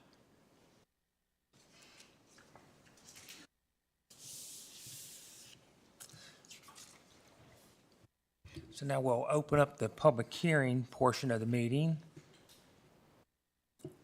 I've got a sign-up sheet. We'll go through those names first, and then if someone else would like to speak, we'll give you time as well. When you come forward, you have 3 minutes, and please state your name and address. And you can speak to the rezoning or either of the 2 special use permits. We will have actually 3 votes on this proposal. And the first name I've got signed up is Brian Sanchez. I'm going to defer to Jeff Selman. That's all right. I'm probably number 6 or 7 on the list. Good evening, all. Thanks for having me. My name is Jeff Zellner. I live at 1920 Westminster Court in the Sterling Manor development. What's your name, sir? I'm sorry. Jeff Zellner, Zoellner. Gotcha. So I'm going to talk about a few things that are concerning me. One is the proposal application said that the public utility easement along the proposed lot lines in the preserve subdivision as well as the Sterling Manor that would allow for public main line extensions for the sewer system. It says the applicant is in discussion with the property owner on procuring an easement through the area, and I think it was Mr. Woltz that asked about the same thing. No one that I know of has been informed of where these easements run, and how it would affect our community if it did run through our community. I know there are utility easements in our community, just unsure of how they plan to route the sewer line through our community. That was my second thing is, as a customer of the PSA water system that services what's called Phase 3 of the Sterling Manor development, we already have issues with the water pressure. A couple things is that I've noticed here, when Mr. Simone spoke, he said there was an 8-inch water line on Oxford Court. The application says it's a 6-inch water line. Also, the original application said that their proposed building site would use 14,370 gallons of water sewer a day. The updated application now says that will be 23,570. There's no PSA study been presented to us to show what the effects of the added usage on that water line would be. The third thing, try to speed this up real quick. The original application showed 24 bedrooms for the housing. That is increased to 70 on the updated application. Again, that increases water usage, and there's no impact on that. The other thing that some of us in Sterling Manor wondered about was the landscape buffer. There's looks like to be a slight landscape buffer between our development and the parking lot, but it's not defined anywhere it leaves questions for us. And I'll wrap it up there. Thank you all for your time.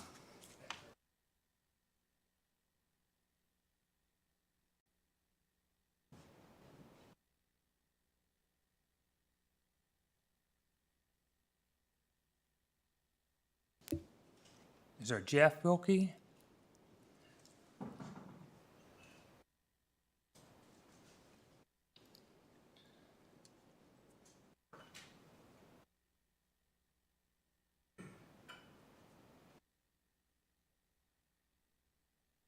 Yeah, thank you.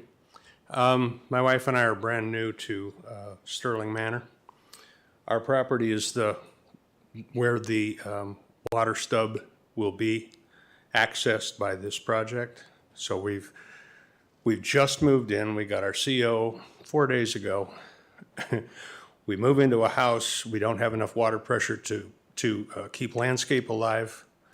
And we don't have enough. I've got a dishwasher that's complaining that there's not enough pressure, it won't run.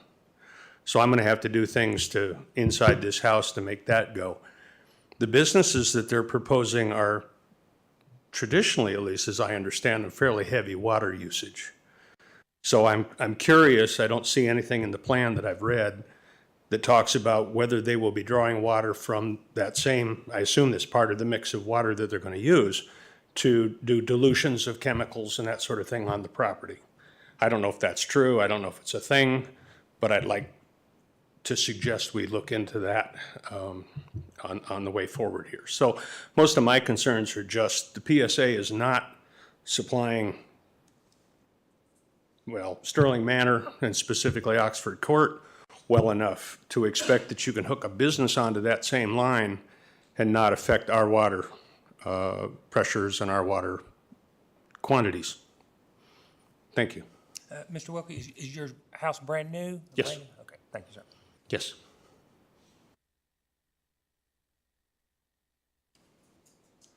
Janice Burke.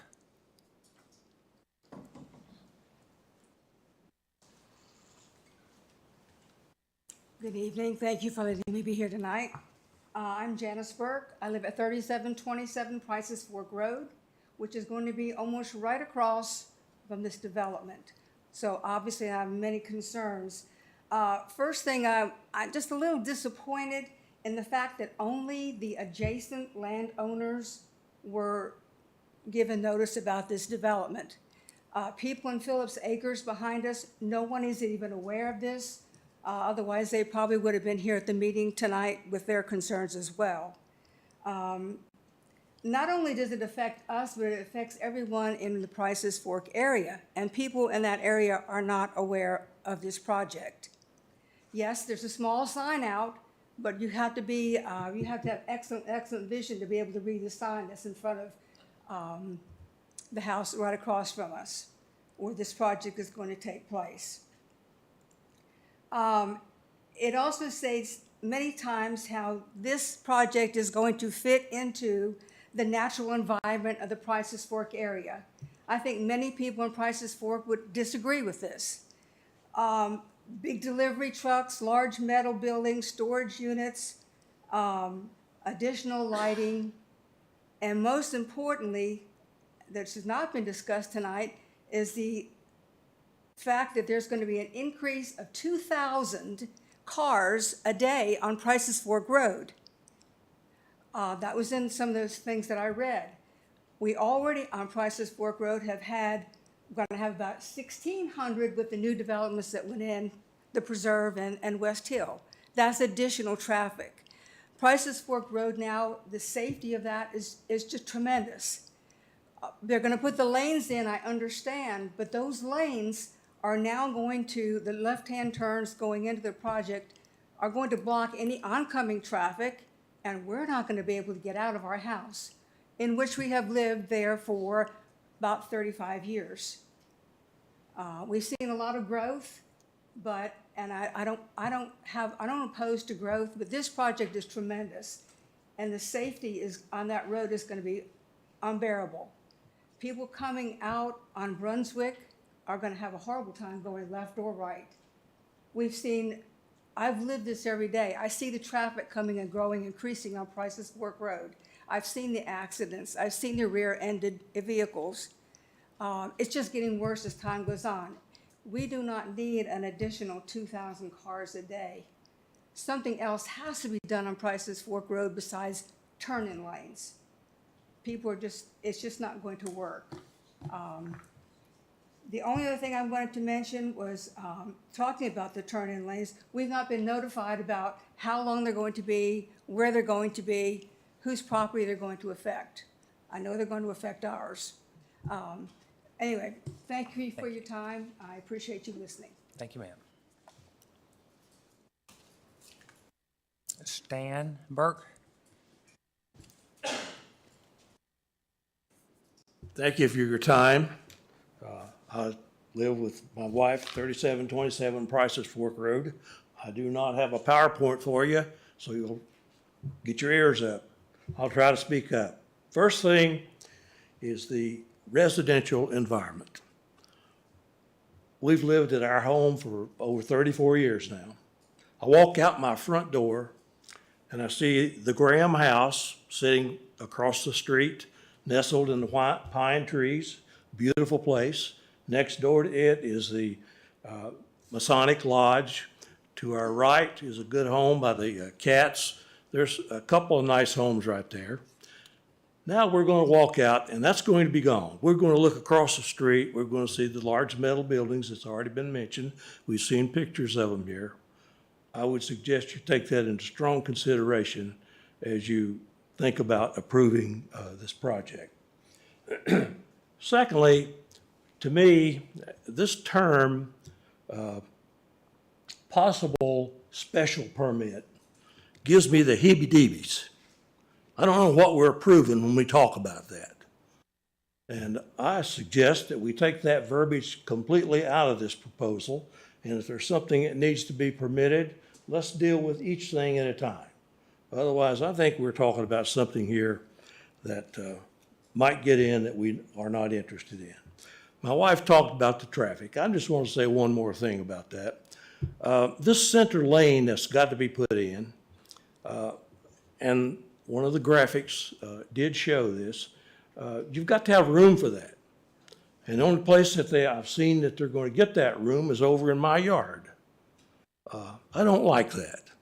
I would really like to see you recommend that the Virginia Department of Highways come up with an acceptable plan for this before anything's approved. You get it approved, and then you come back and say, what we're going to do with this, we can't fly in. So let's deal with that problem before this becomes a rule. And lastly, I would say to you, if this happens, as I've heard it proposed and seen it proposed this evening, I know the home that we live in is going to be devalued. I would not want to live there or buy this home with this going on across the street. I just see that as devaluing what we have. Thank you for your time. Thank you, sir. Sharon Crane.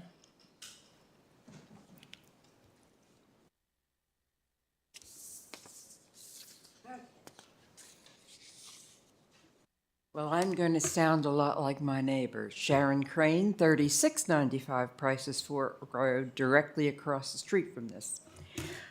I'm not opposed to having a nice farm stand. I am not opposed to some agricultural work. I am not opposed to the growth of the community in a proper way. I want to make sure that it happens in a proper way. What I'm seeing and hearing now, some of it definitely could be made to go that way, to go that direction. Certainly not these tiny little apartments for workers. At least give them a decent apartment if you're going to do that, not make it a tiny, because that devalues everything that's been built around me.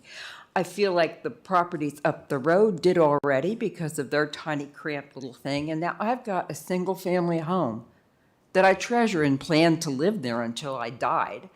And this is not a place I want to be across the street from a construction site. I would be sandwiched in between two entryways, one going in for the primary entry of the business, the second one for all of these trucks and stuff going in and out in the morning at 7 o'clock or probably 4 if you start that early that morning, with my windows open. I'm retired. I would like to sleep in the morning a little bit. My house is not that far offset from the road, so anything that would be taken for a turn lane would put basically the road in front of my house. And I'm very concerned about the devaluation because in order to be able to move into Warm Hearth one day, I have to get a good price for my house. So all of this is a major concern. But my primary concern at the moment is the traffic. Before I retired in 2015, I worked in Radford for Carillion. And getting out of my driveway one morning during morning rush hour at that time took me 8 minutes one morning to get out of my driveway. My partner's father had an accident just trying to go out of our driveway, make a left turn down into Brunswick Avenue, just to park his car in the back where it normally was. And someone came, because there Let me explain it. Someone came around and hit him on the left when he had his turn signal on.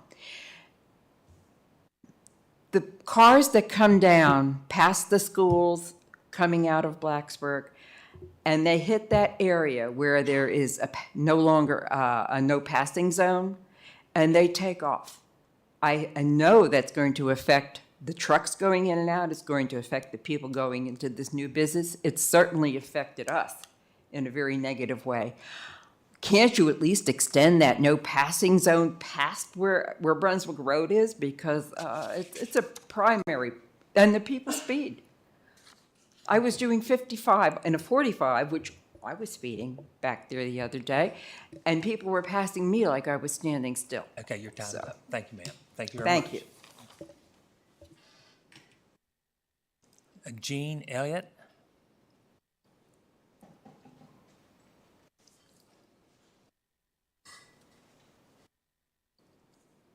Good evening, and thanks for your time. Gene Elliott, 3695 Price's Fork, again, directly across, adjacent to Brunswick, and then between the entrances in. We didn't have a lot of time to go over this, and the sign is excruciatingly small. We talked to the post person the other day. She said, I took a picture of it. There's no time for people to see it, anything. We've talked to our neighbors in Phillips Acres. They didn't hear anything about it either. So, as I went through the details as best I could, pump station, sewage, concern, the view shed of Brush Mountain. I understand that the north side is supposed to be kept, and the Price's Fork area is a lovely place to look over and see the mountain.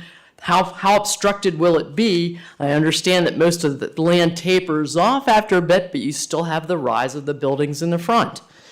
The lane tapers, how much will be taken from our property? Can the lane be tapered on that side of the street? Can there be any wiggle room on Price's Fork? My house is very close. It's right here, the bottom right. See that?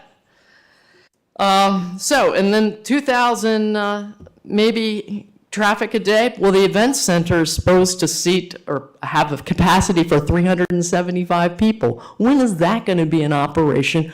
How late is it going to be in operation? How many nights is it going to be in operation? And I don't see room for 375 people visiting if all the residents are taking these parking places. I also did a Google aerial search of Back to Nature, and currently on Thomas Lane, and the land is just scarred. It's dirt. I see where it's going to be gravel here. I understand, I have friends that live in that area, that there's some burning that goes on over there, and there's smoke. Is that going to be allowed on this property? I love the idea about the exterior lighting. I think the recommendations for night sky are very important. We live in an area where we can hardly see the stars anymore between Blacksburg High School and Virginia Tech. So we have this across the street. Please just shoot the light down. The location of the dumpsters, they say they'll be screened. Where are they going to be? It just seems like there's a lot of questions, including how do we approve a multifamily kind of place when it's sketchy and it just sounds like they're just going to end up doing a building? It just seems like there's some vagaries here that need to be addressed, and I appreciate your time and attention looking at it. Thank you. Thank you, ma'am. David Vance?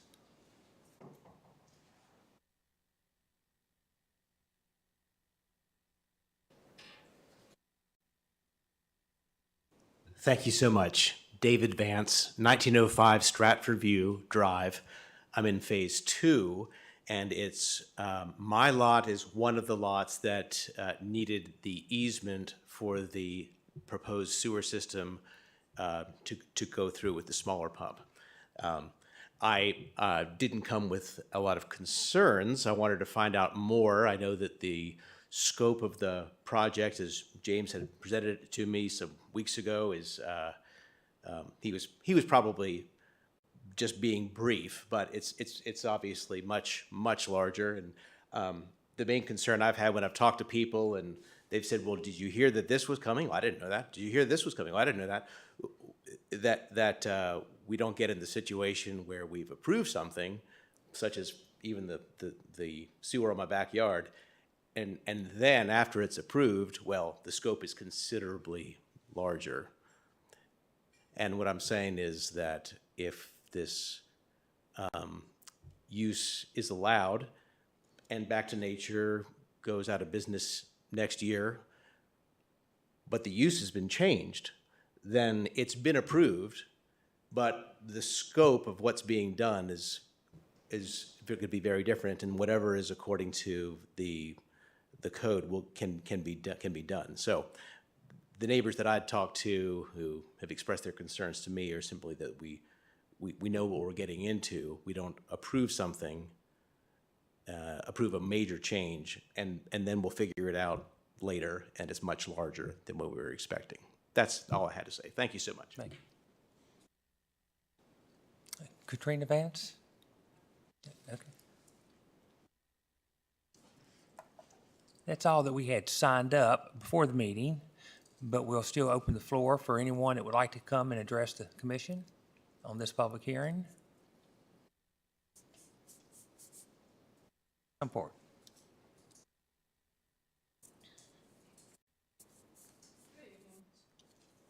My name is Suzanne Griffin. I live at 1950 Westminster Court, which is adjacent to the agricultural area in the back. I'm a customer of Back to Nature as well. I wanted to know if we could hear a little bit more about this stormwater retention or kind of what that might look like out my back door. Mm-hmm. Okay. Thanks.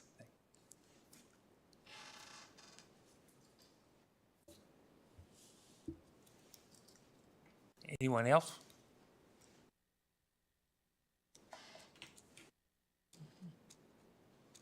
Okay, seeing none, we will close this portion of the public hearing. Open it up to the commissioners for discussion and or action.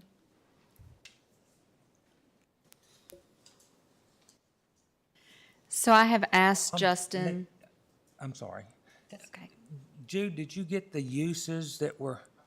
That's what I was speaking to. Okay, all right. I've asked Justin to pull up Municode, which is where our county code is located, and pull up the PUDCOM district so that a way you can see what the allowed uses are. Of course, not all of these would be allowed based on what they have pulled out of their proffered condition. The other thing to remember is even if it is an allowed use, it would have to occur within the means of the other proffers they have given, and it would also it would be limited to the square footage and things that they have put forth on their concept plan. If they've proposed a 34,000 square foot building, if they came in to get a permit for, let's say, a 40,000 square foot building, I would think that the interpretation would be that's not in general conformance, and so that would require them to come back to you.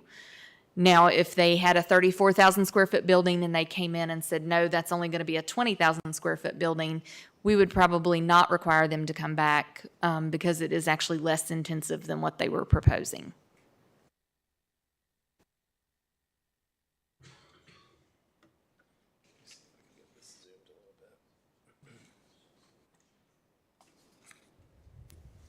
Mr. Chair, Ms. Hopkins, if I may ask, during this interlude, were all of the appropriate notifications done in public record and adjacent landowners? Yes, so we notified all adjoining property owners to Mr. Graham's property. And newspaper? It was advertised in the newspaper, the News Messenger, 2 consecutive runnings. And it was also, we did post the property with the sign. Thank you. Thank you. To follow up on that, is if they're across the road, they're not considered adjacent property owners because the road? No, we go across roads, rivers, lakes. So they would have been, the properties directly across Price's Fork Road would have been notified, yes.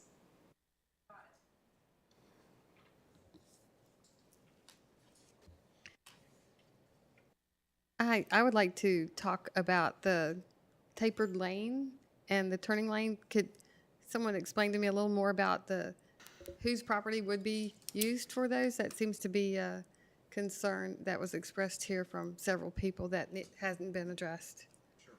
Absolutely. So as you all know, and we mentioned in our presentation, West Hill, Preserve, North Star all had turn lane requirements. For West Hill, for example, we had worked on that project. There's enough existing right-of-way on Price's Fork Road. I believe it's 60 feet of right-of-way there. So we've got 2 lanes of traffic. So there is existing right-of-way within there that we would have enough room to build another 12-foot turn lane and still stay within the VDOT right-of-way. What we've shown on here, we haven't done full survey work on, we haven't as-built surveyed the entire section of Price's Fork Road yet. So we use the town or the county's GIS and our LiDAR data to get an idea of where the road is. If this gets approved and we move forward, we would have to submit full construction plans for our road design to VDOT, to the county. VDOT would have to review that. Typically, any of those big turn lane projects actually go to Salem, to the district office for review as well for traffic control. So there would be several additional steps of review to be sure VDOT is satisfied with the way the alignment is. Whether it shifts more toward the north, more to the south, but the idea would be it would stay within the existing right-of-way that's there, and we wouldn't take any additional property that's owned by, on either side of the road. So Mr. Simos, clarify that again. So there would not be any property taken from the landowners across the street. It would all happen within the current right-of-way that VDOT owns today. Yes, sir. More than likely, it would expand the paved surface, though, The paved surface would have to be expanded, yes, ma'am. widened, so it would be widened to take VDOT's right-of-way they already have. It would just expand that. It wouldn't. It'd be, yes, more pavement, yes, So the ma'am. road would go closer to the edge. Of one side or the other, or both, if you're able to actually split it. What we have to look at is how you make those transitions, not just for the turn lane itself, but if you're gonna jog one road, one side of the road, you're gonna bend it out for that turn lane, you've gotta make sure you've got adequate transitions. You're not into any other utility poles or things like that. So yeah, we'll have to look at that as we're going through the design. And is that number correct about the increased traffic? So, yeah, let me speak to the traffic. So when we do our trip generation, we take the uses that are proposed and we go through the ITE manual, the transportation manual, and it gives us a generation based on either square footage or number of employees. There's different criteria that set those standards that we look at. So for example, in our application, yes, I mean, to answer the question, yes, if you look at those ITE manuals and you go each individual use, as best as we can assume right now, it ends up and shows 2242 of additional daily trips. Now, that said, the specialty trade contractor shows 206 trips. That would be James's operation. James's operation is using that road today. So we're not adding technically 206 new trips. Those trips are on that road today. So if VDOT asked us to go through an entire full traffic study on this, which we talked to them about before, they did not require it on this project because of the overall trip generation itself, we typically would get direction from VDOT to say, okay, how much of the pass-by traffic would be using this? Now, pass-by traffic are people that are driving on Price's Fork right now. So if I know Miss Sharp Robinson lives right down the road, so if she's coming home one day, she's driving that road anyway. If she wants to swing in and grab, a gallon of milk or something for dinner, that's not a new trip. That's a pass-by trip that's already on that road. So we didn't get into that level of detail. What that would have done is started reducing that 2242 number of trips we have. So we would take out James's trips. We would take out other pass-by trips. We would take out trips where, somebody might be, if one of James's crew was actually going to walk across and grab something to eat before they go home, or if you have some mixed use residential. So there are lots of ways we could take the worst case scenario, which is what we've shown, and take it down.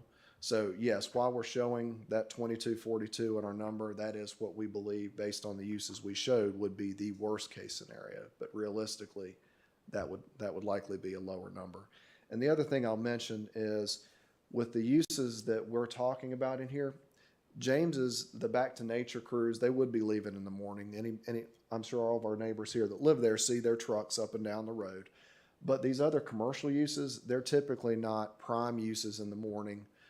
You're getting more, you are having uses in the afternoon, but if this were a fully residential project, you've got the same residential trip generation in the morning and the afternoon peak hours that everybody else is out there using as well. So while you do have additional trips here, a lot of those trips are not hitting in those peak morning hours.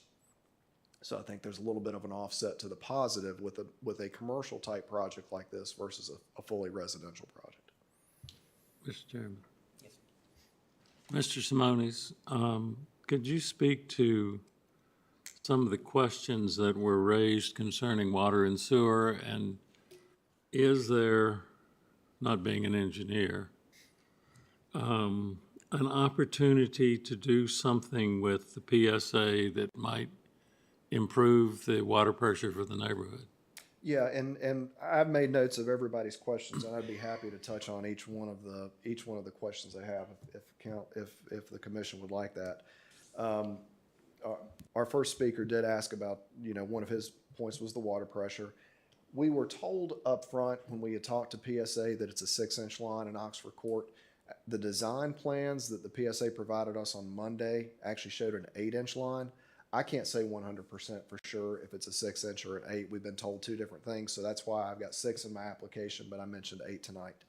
But to that point, Mr. Foster, yeah, I'd mentioned that in our presentation, that if there truly is a water pressure, so the counties, and Mr. Kroll probably knows this better than I do, but most of the localities require a certain amount of water pressure at the meter.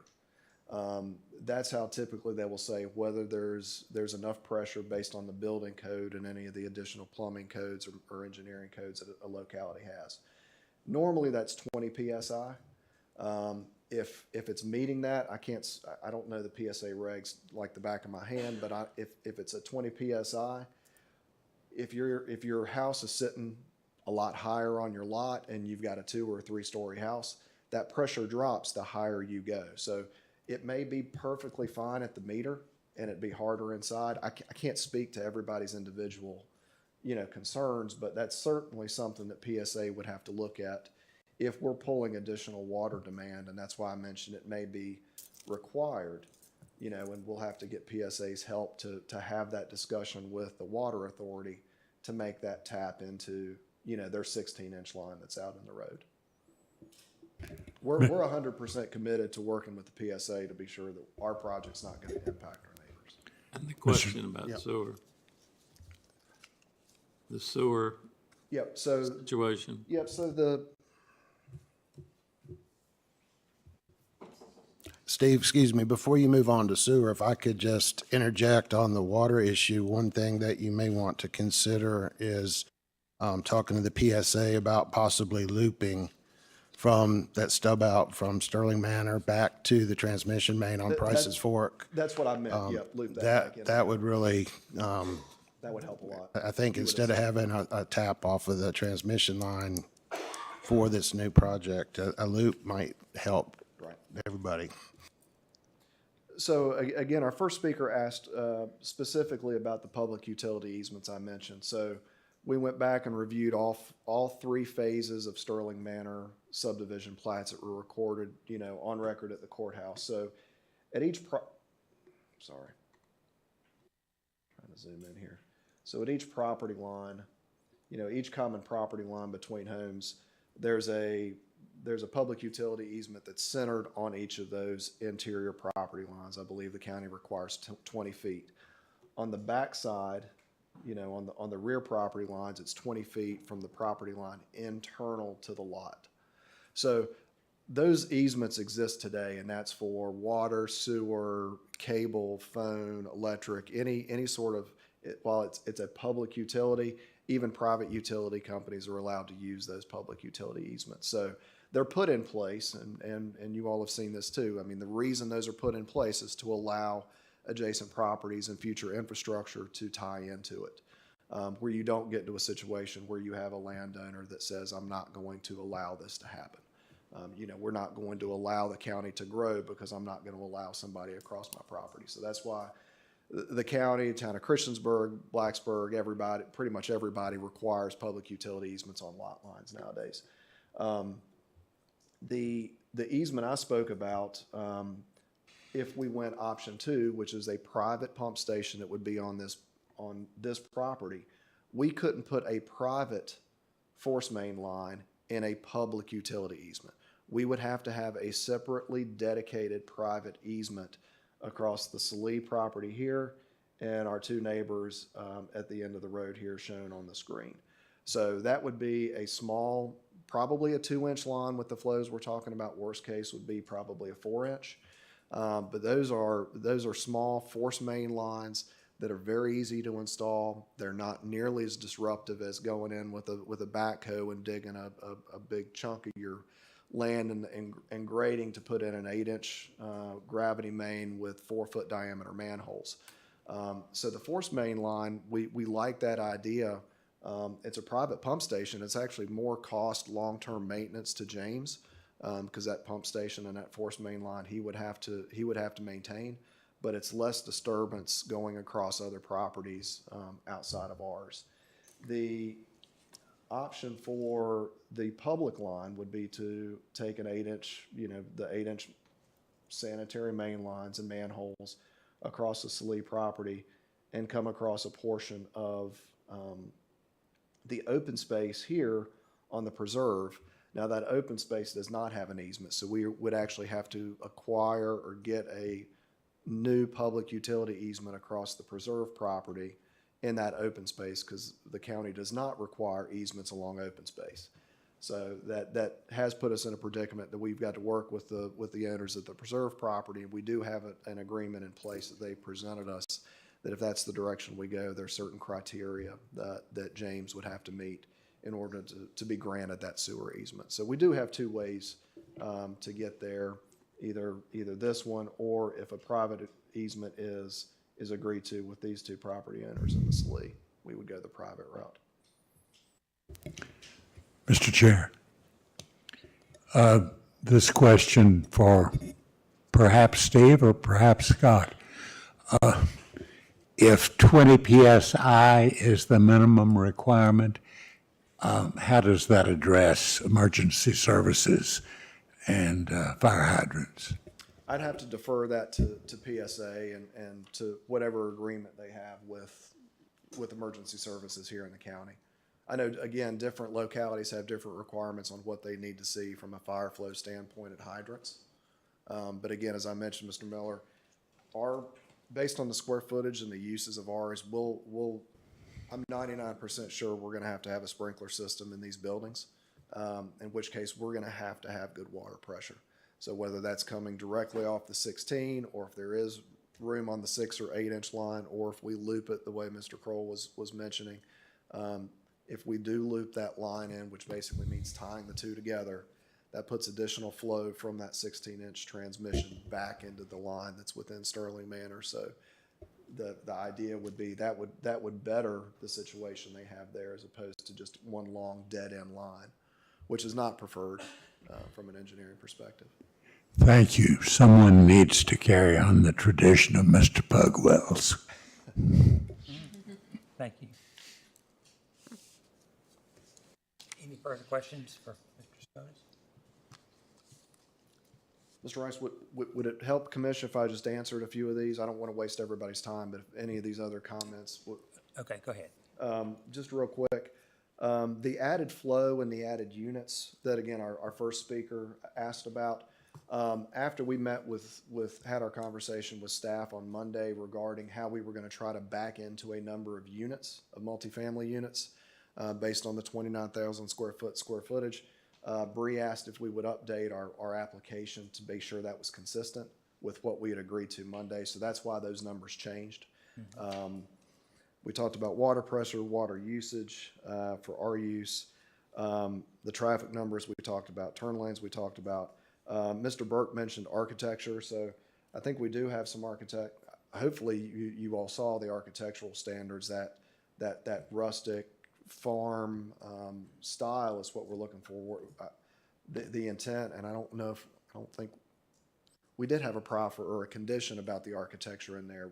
You know, I don't think we can put in a stand-up metal building that you'd see in an industrial park. And if we don't have that condition in there, I would ask Bree to add the condition in there. That's not what we're asking for, and that's not what we're wanting, and certainly not what we represented to Planning Commission in our images tonight. Traffic again, the event center. So the event center itself, again, some of this is, as Scott mentioned, the events could happen upstairs in the 25,000 square foot, phase 2 building. It could be down below, but what we did, again, what we always try to do when we bring a project in front of you all in the Board of Supervisors is it makes it hard on us, but we try to give you the worst case scenario. You know, we don't want to sugarcoat it. We don't want to shortchange anything and misrepresent it. So what we did is we took the square footage of that building and then backed into a number based on the building code. You know, so what is the occupancy standard that if the fire department went out there and they're getting ready to issue a certificate of occupancy, what would be the most capacity that the fire department and emergency services would put on that based on the building code? Do we have any intent to hold a 368 or whatever the number was event out there? That's not the intent of the project. But again, we've got to have some sort of a number that we can provide to Planning Commission or the Board of Supervisors that has some validity, has some meat to it, that has some backup. So that's why we have that number in there. I think Ms. Elliott mentioned, the multifamily also. Again, just to say it again, we cannot have a standalone multifamily building. The only way multifamily can exist if it is a true vertical mixed-use building with commercial on the ground floor and residential above. The scope of the project, I know Mr. Vance, and I'm glad they were here because I know James has spoken to him. The scope of the project, and I think Bree touched on this, what we've shown, we have tried to include some flexibility because as you all saw, the uses that we've talked about can ebb and flow based on the market, but the idea of the space stays the same. But from what we've shown on our plan, the building location, the building sizes, that's what we're planning to build. You know, we can't come back and have 3 new buildings shown at the back in our in the grow and pick your own area. That's certainly not substantial, but not even general conformance. So the scope of the project is what you've seen, shown on our drawing here, which is what would be proffered with the rezoning. And to Ms. Griffin's comment, that was the last one. Stormwater area itself, down in the low areas, down here at the very bottom of the site. So what those would look like. We would not anticipate based on the acreage of this lot, we wouldn't anticipate them holding water. These would probably be dry facilities, so basically a depression that's graded in the ground. It's got an outfall structure. It has water in it during a rain event, and then it drains out over the course normally of 24 hours. So, we often get asked, we want to be sure it's not going to be a mosquito pit, especially next to a neighborhood. So yeah, the intent on those they would be dry facilities. We do have a lot of open space on this, which will help us with our water quality and on our water quantity calculation. So we hope those uses or those stormwater facilities themselves will be fairly small. And there may be some we try to do on site and actually capture some of that stormwater from the buildings itself to be reused for irrigation. I think that was it. Thank you, Mr. Rice. Appreciate the flexibility there. And Ms. Hopkins, can you talk to a change of owner? Let's say that this is approved and 2 years from now we have a change of owner. How does that affect the rezoning and the SUPs? So the rezoning and the SUPs go with the property. So if you do have a change in owner, they are still bound by the requirements, including the concept plan, the proffers, the conditions that are attached to the special use permits. All of those things would have to be met in order for them to develop the property, just as it would be met for Mr. Ulmer and Mr. Sink to develop the property. Okay. Thank you very much.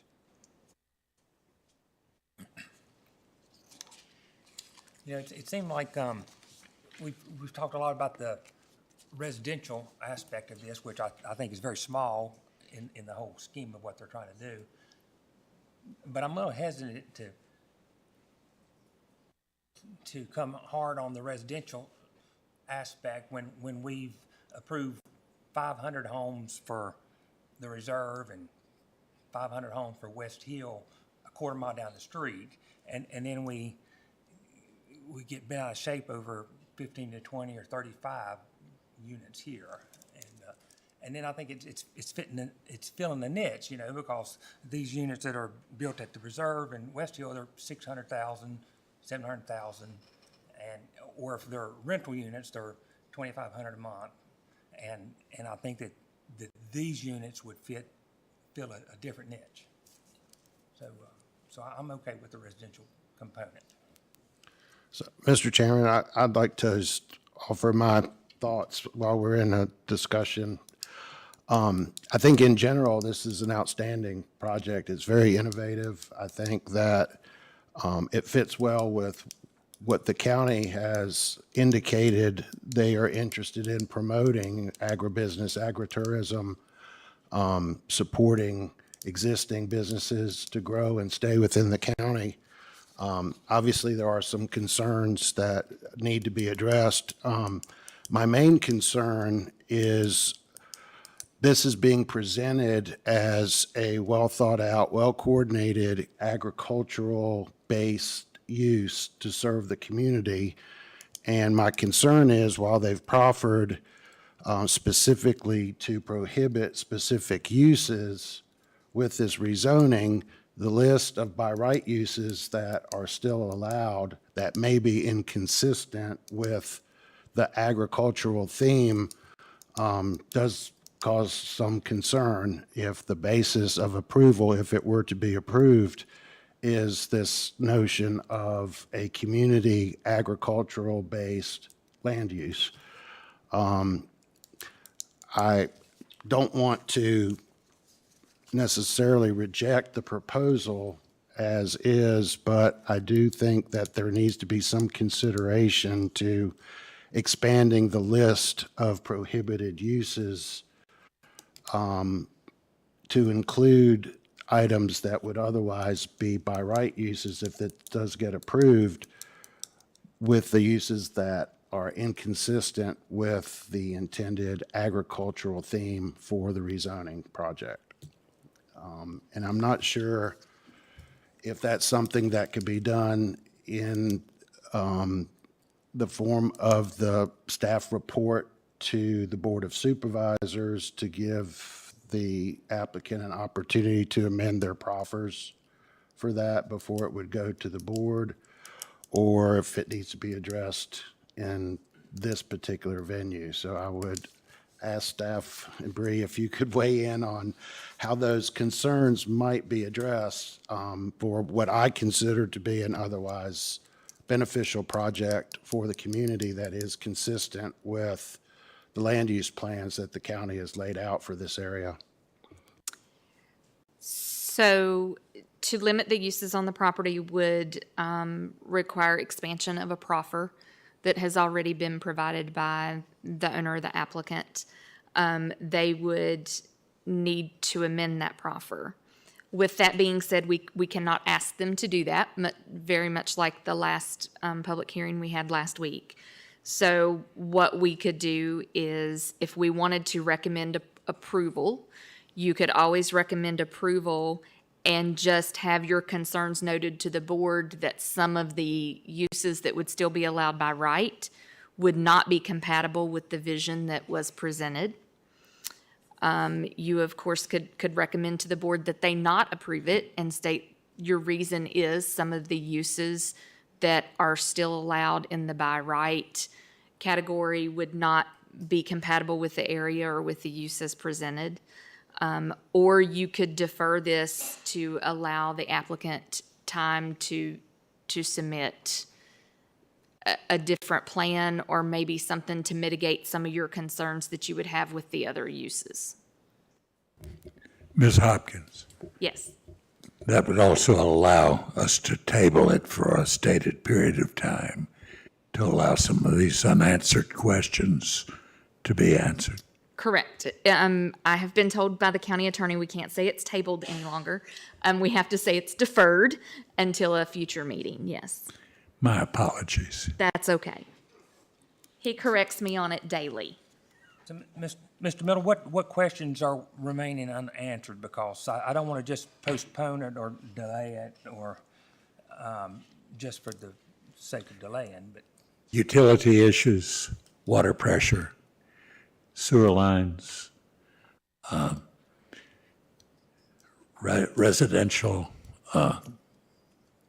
proposals for residential construction, a variety of things, and then the intended uses as well. I think the sewer utility issues, and maybe I'll need some help here. If they were not able to procure their sewer service, then the project would not go forward, even if we were to approve it. Is that correct? That is very correct, yes. So that is something that gets worked out as they work through their site plan, but it's not incumbent upon us to put that in, to work that out in advance. And we don't know whether we're dealing with a 4-inch line, 6-inch or 8-inch line in one location, nor do we know what the water pressures are in a terrain that's hilly, and you may be at the top of a hill with 10 pounds of pressure. I don't know that. If I could just, I guess, comment on that. The site plan process would take all that into consideration. Site plan is not going to be approved unless the engineering design for the development meets the demands for the proposed development without having a detrimental effect on the other users for that utility system. So if, for instance, this proposal, as it's presented, just hypothetically 35 residential apartment units require a certain amount of water flow, they can't get that with the improvements that they're willing to make, then they wouldn't be able to build 35 units. They may only be able to build 10 units. And if they want 35 units, the existing infrastructure can't support that, then they always have the option at their cost to make those public improvements to improve it. So, but that's not part of the land use process. That's part of the site plan and the engineering that would drive that. If we approve something from a land use perspective that cannot be met from an engineering perspective, then they've got a rezoning that they can't utilize. And is that fair, Bree? So I don't think we should be in the business of rejecting a proposal because we don't have the engineering data that the engineering professionals are responsible, and the development review staff and the PSA and the fire department, fire marshal, for defining how much fire flow might be required for a given development. That's part of the engineering process, not the land use process. I know we're approaching the bewitching hour, but Ms. Hopkins, would you enlighten me on why we have 3 sections of this proposal? Are you talking about 3 separate requests? Yes. So the 3 separate requests, the first is for a rezoning. So that's to rezone the property to a planned unit development commercial. Once the property is rezoned, then it has the opportunity to have certain uses that are approved by the Planning Commission and the Board of Supervisors, in addition to the by right uses. And what those special uses are, we look at those uses because we say they are appropriate in some planned unit development commercial areas, but not necessarily all. It depends on what else is proposed, what's around it, and that type of thing. So when we look at a special use, we're saying Yes, it may be appropriate for this zoning district, but not necessarily on all properties that have this zoning designation. So the next special use permit is for the contractor's service establishment with outdoor storage. That is what would allow Back to Nature to relocate from their Thomas Lane location to this location on Prices Fork Road. The third special use permit is to allow multifamily dwellings. By right, they are allowed apartments as accessory use, but they are only allowed, I think it's 2 apartments per structure.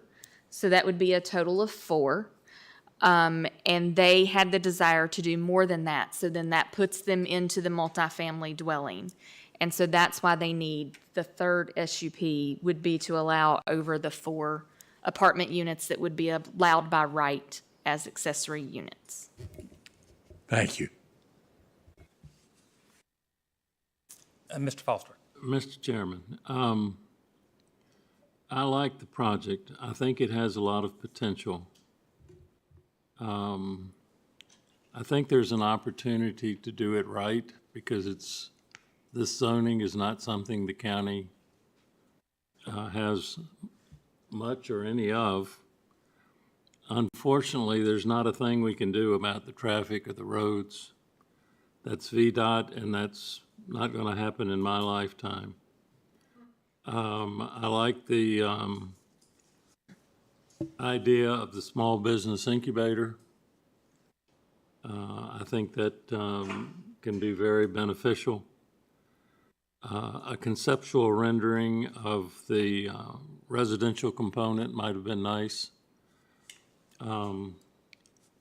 But on that note, to kick it off, I would move approval to rezone 20.7 acre portion of the 30.1 total acres from agricultural A1 to planned unit development, commercial PUDCOM with the proffered conditions. Second.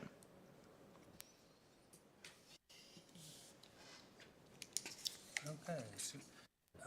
And Mr. Kroll, are you okay with voicing your concerns through the minutes?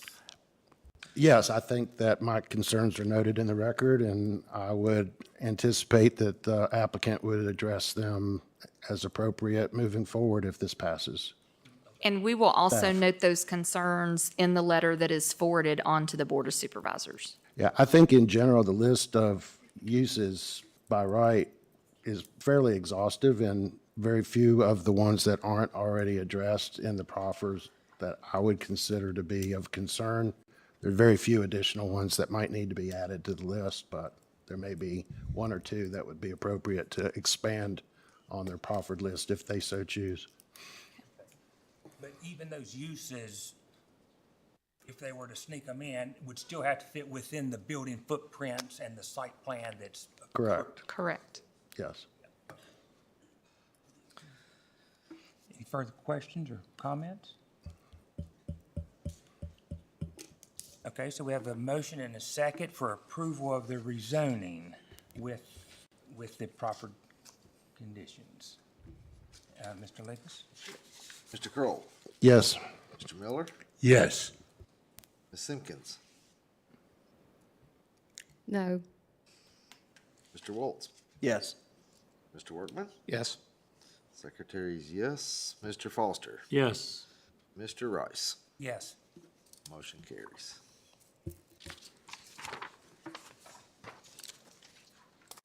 So then we would take up the special use permit for the contractor's storage yard or storage facility. How's that? Correct. Contractor's service establishment with outdoor storage. This does have the conditions that were recommended by staff. Because these are conditions and not proffers, they can be adjusted if you see the need.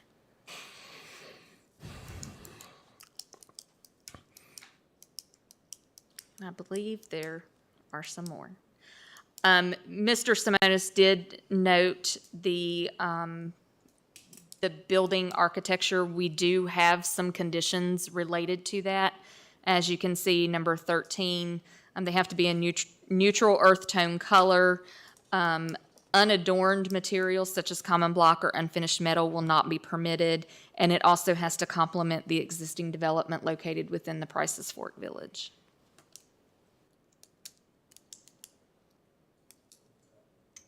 Any further discussion or motion? I would like to discuss about the trash, litter, debris. I know there was someone that brought up about the current site where they burn things. Is that taken care of with these proffers here, that that won't be an issue, or? Yes, that would be taken care of here. They could not, so for instance, if they go out and clear a property and they have a bunch of brush, they could not bring it back here just to store it. Now Or they burn could it. bring it back and turn it into mulch and sell it in the mulch yard. But they cannot bring it back there to store. Store or burn? Burning regulations, I will have to look. We do not have anything in the zoning ordinance that would regulate that. That generally falls to fire and EMS, burn bans, that type of thing. There are certain materials that cannot be burned, but assuming that it's like wood, that type of thing, they could. What? We could place that as a condition, though, couldn't we? I mean, I'm okay with the fire pit outside in the courtyard and so forth, but Correct. burning leaves and trash, I don't think we need that on Price Fork Road. So could we fashion some type of a I think Justin might have an answer. Yes, so section 4-3 of county code addresses the burning of woods, brush, etc. What I think staff would be most comfortable with is if that is a condition that the planning commission would like to see on the application. We would work with the applicant to craft that condition and also verify with the county attorney that nothing in the conditions was in violation of this other section of code. So I'm not comfortable with us writing that this evening, but if that's something you want to see going forward, just in my quick review, I do believe this section of county code would cover any burning that would occur on the site, but obviously we'll do what the planning commission desires. Do we have kind of a consensus of the planning commission? We'd like to see something like that addressed, even though we're not going to place it on it tonight, but before it goes to board supervisors, we need to address it. I think we're okay with the fire pit, but, and when I say fire pit, that's a campground type fire pit where you're roasting marshmallows, not burning trash. Is that what you're thinking? Okay, so we're not actually making it a condition now, but we're recommending that to be in place. Correct. I think your recommendation would be with conditions proposed by staff and an additional condition to prevent burning of landscape-related materials on site. And that's probably a Marty question too. It will be a Marty question. But if you do it with that recommendation, we can wordsmith something and then shoot it up to Marty to have it reviewed to make sure it's legal. Yeah, I think the idea is that open burning to get rid of material is not acceptable here, but for aesthetic or recreational purposes like fire pit or campfire would be acceptable. That's my interpretation of what we're trying to accomplish, and I think the wordsmithing is best done by Marty and staff. Do we have a motion for or against? Are we entertaining a motion? Well, I'll try to write one as we go here. I'll move approval of a special use permit to allow a contractor service establishment with outdoor storage on a 20.7 acre portion of 30.1 total acres. A use type that is not, do I need that in the motion? It is not included in the existing permissible uses and FUDCOM. You do not need that in this With motion. conditions. Just with conditions. The with conditions. Oh, yes. With conditions. Second. Any further discussion? We have a motion and a second. Mr. Linkus? Mr. Kroll, Yes. Mr. Miller, Yes. Ms. Simpkins. Mr. Waltz, Yes. Mr. Workman. Yes. Secretary's yes. Mr. Foster, Yes. Mr. Rice. Yes. And then the third part to this public hearing is the special use permit to allow for multifamily dwellings on the 20-acre portion.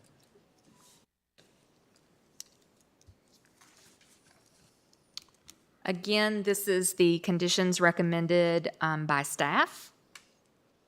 These can be changed if necessary No standalone. as part of your motion. Would it work if I move staff's recommendation with conditions? Yes. Okay. So moved. Second. Keep trying. Any further discussion? We have a motion and second. Mr. Linkus? Mr. Kroll, Yes. Mr. Miller, Yes. Ms. Simpkins. Yes. Mr. Waltz, Yes. Mr. Workman. Yes. I'm a yes. Mr. Foster, Yes. Mr. Rice. Yes.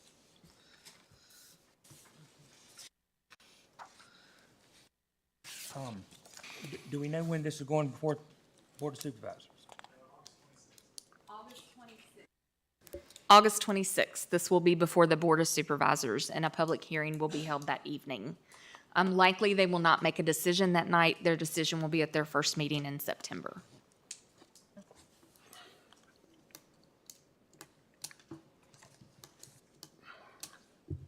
Okay, going back to our agenda. Public address portion of our meeting, that anyone from the public can address the commission? Anything that pertains, excuse me? On any topic.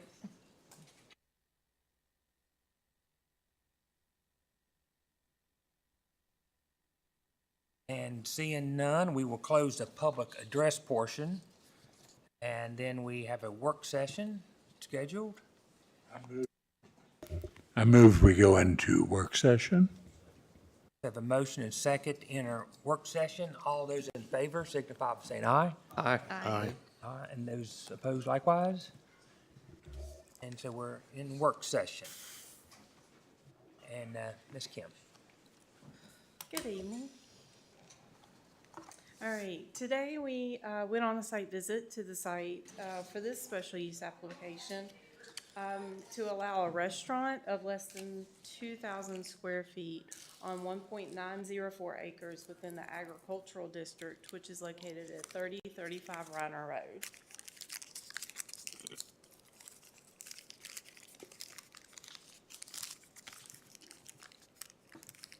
This parcel is located, as I said, on Reiner Road in Route 8, right across the road from Sinquin Farms. Everybody is familiar with that location. Outlined in yellow is the location of the property. It is an existing dwelling that is currently vacant and being used for storage.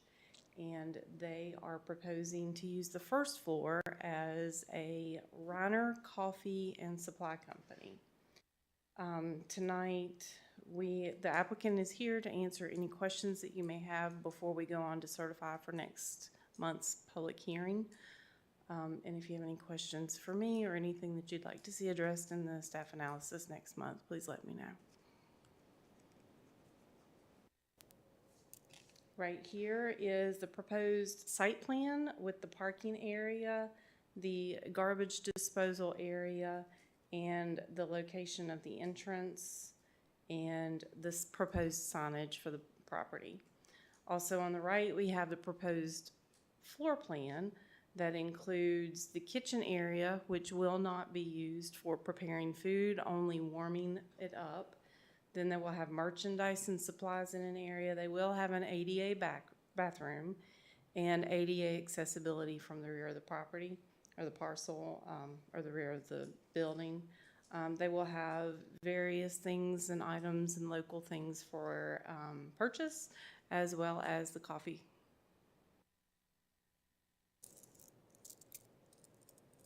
that's all we have for that, unless you have questions or things that you'd like to see. So how big is the actual property, the parcel? Is it It's 1.9 acres. 9? I'm concerned about the septic system, and so that might be something that the applicant would like to look at pretty quick, because it could be Sorry. very expensive if they have to Yes. put in a So new system. I mentioned that to Ms. Redpath this evening, and she said that there are actually 2 existing septic systems on the parcel. She does have a record of one, maybe the other, maybe not. So she's gonna work on getting that to me this week. Okay.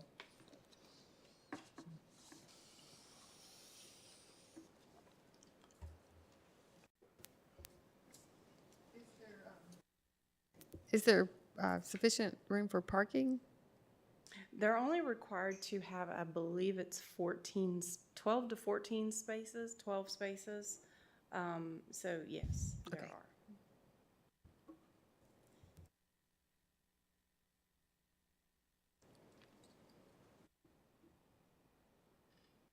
Any questions? Okay. I think there was 4 of us on site visit today, wasn't it? Correct. 4.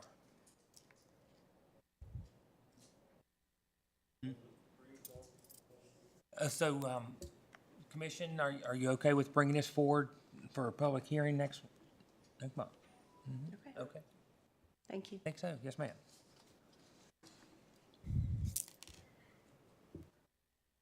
And we need to come out of work session? Motion second, all those in favor signify by saying aye. Aye. Aye, likewise. Likewise. And then no old business, no items of new business, so we're moving now. Liaison reports, Mr. King has. Perhaps, I believe. I'll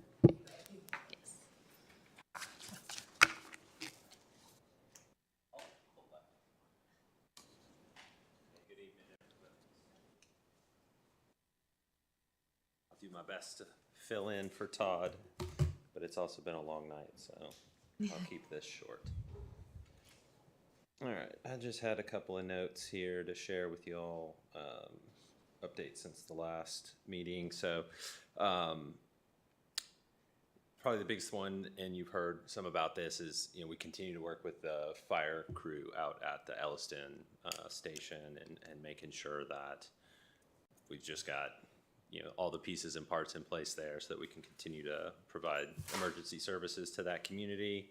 And then we approved a couple of ordinances, one for placing external cameras on buses, school buses, so to monitor traffic violations, right? So people passing buses, and those will take pictures and issue citations. And then we also approved an ordinance for a satellite voting location in Blacksburg for the last 2 weeks of this year's presidential election. And that's all I've got. Okay, thank y'all. Thank you very much. And Mr. Sharp Robinson's not here.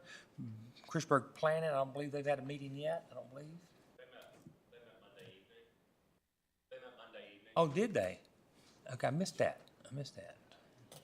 Do you have anything to report? What? I have not yet watched the meeting, but it is available on the town's YouTube channel. Okay, thank you. And Ms. Empkins?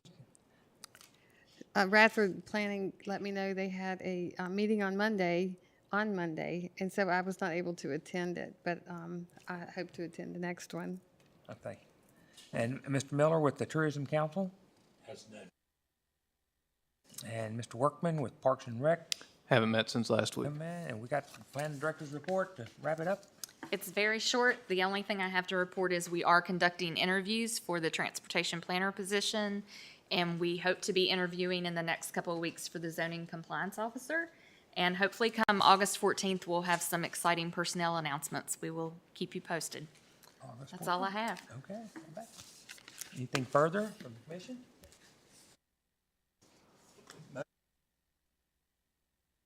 We got a motion, second to adjourn. All in favor, signify by saying aye. the books. And we missed the witch.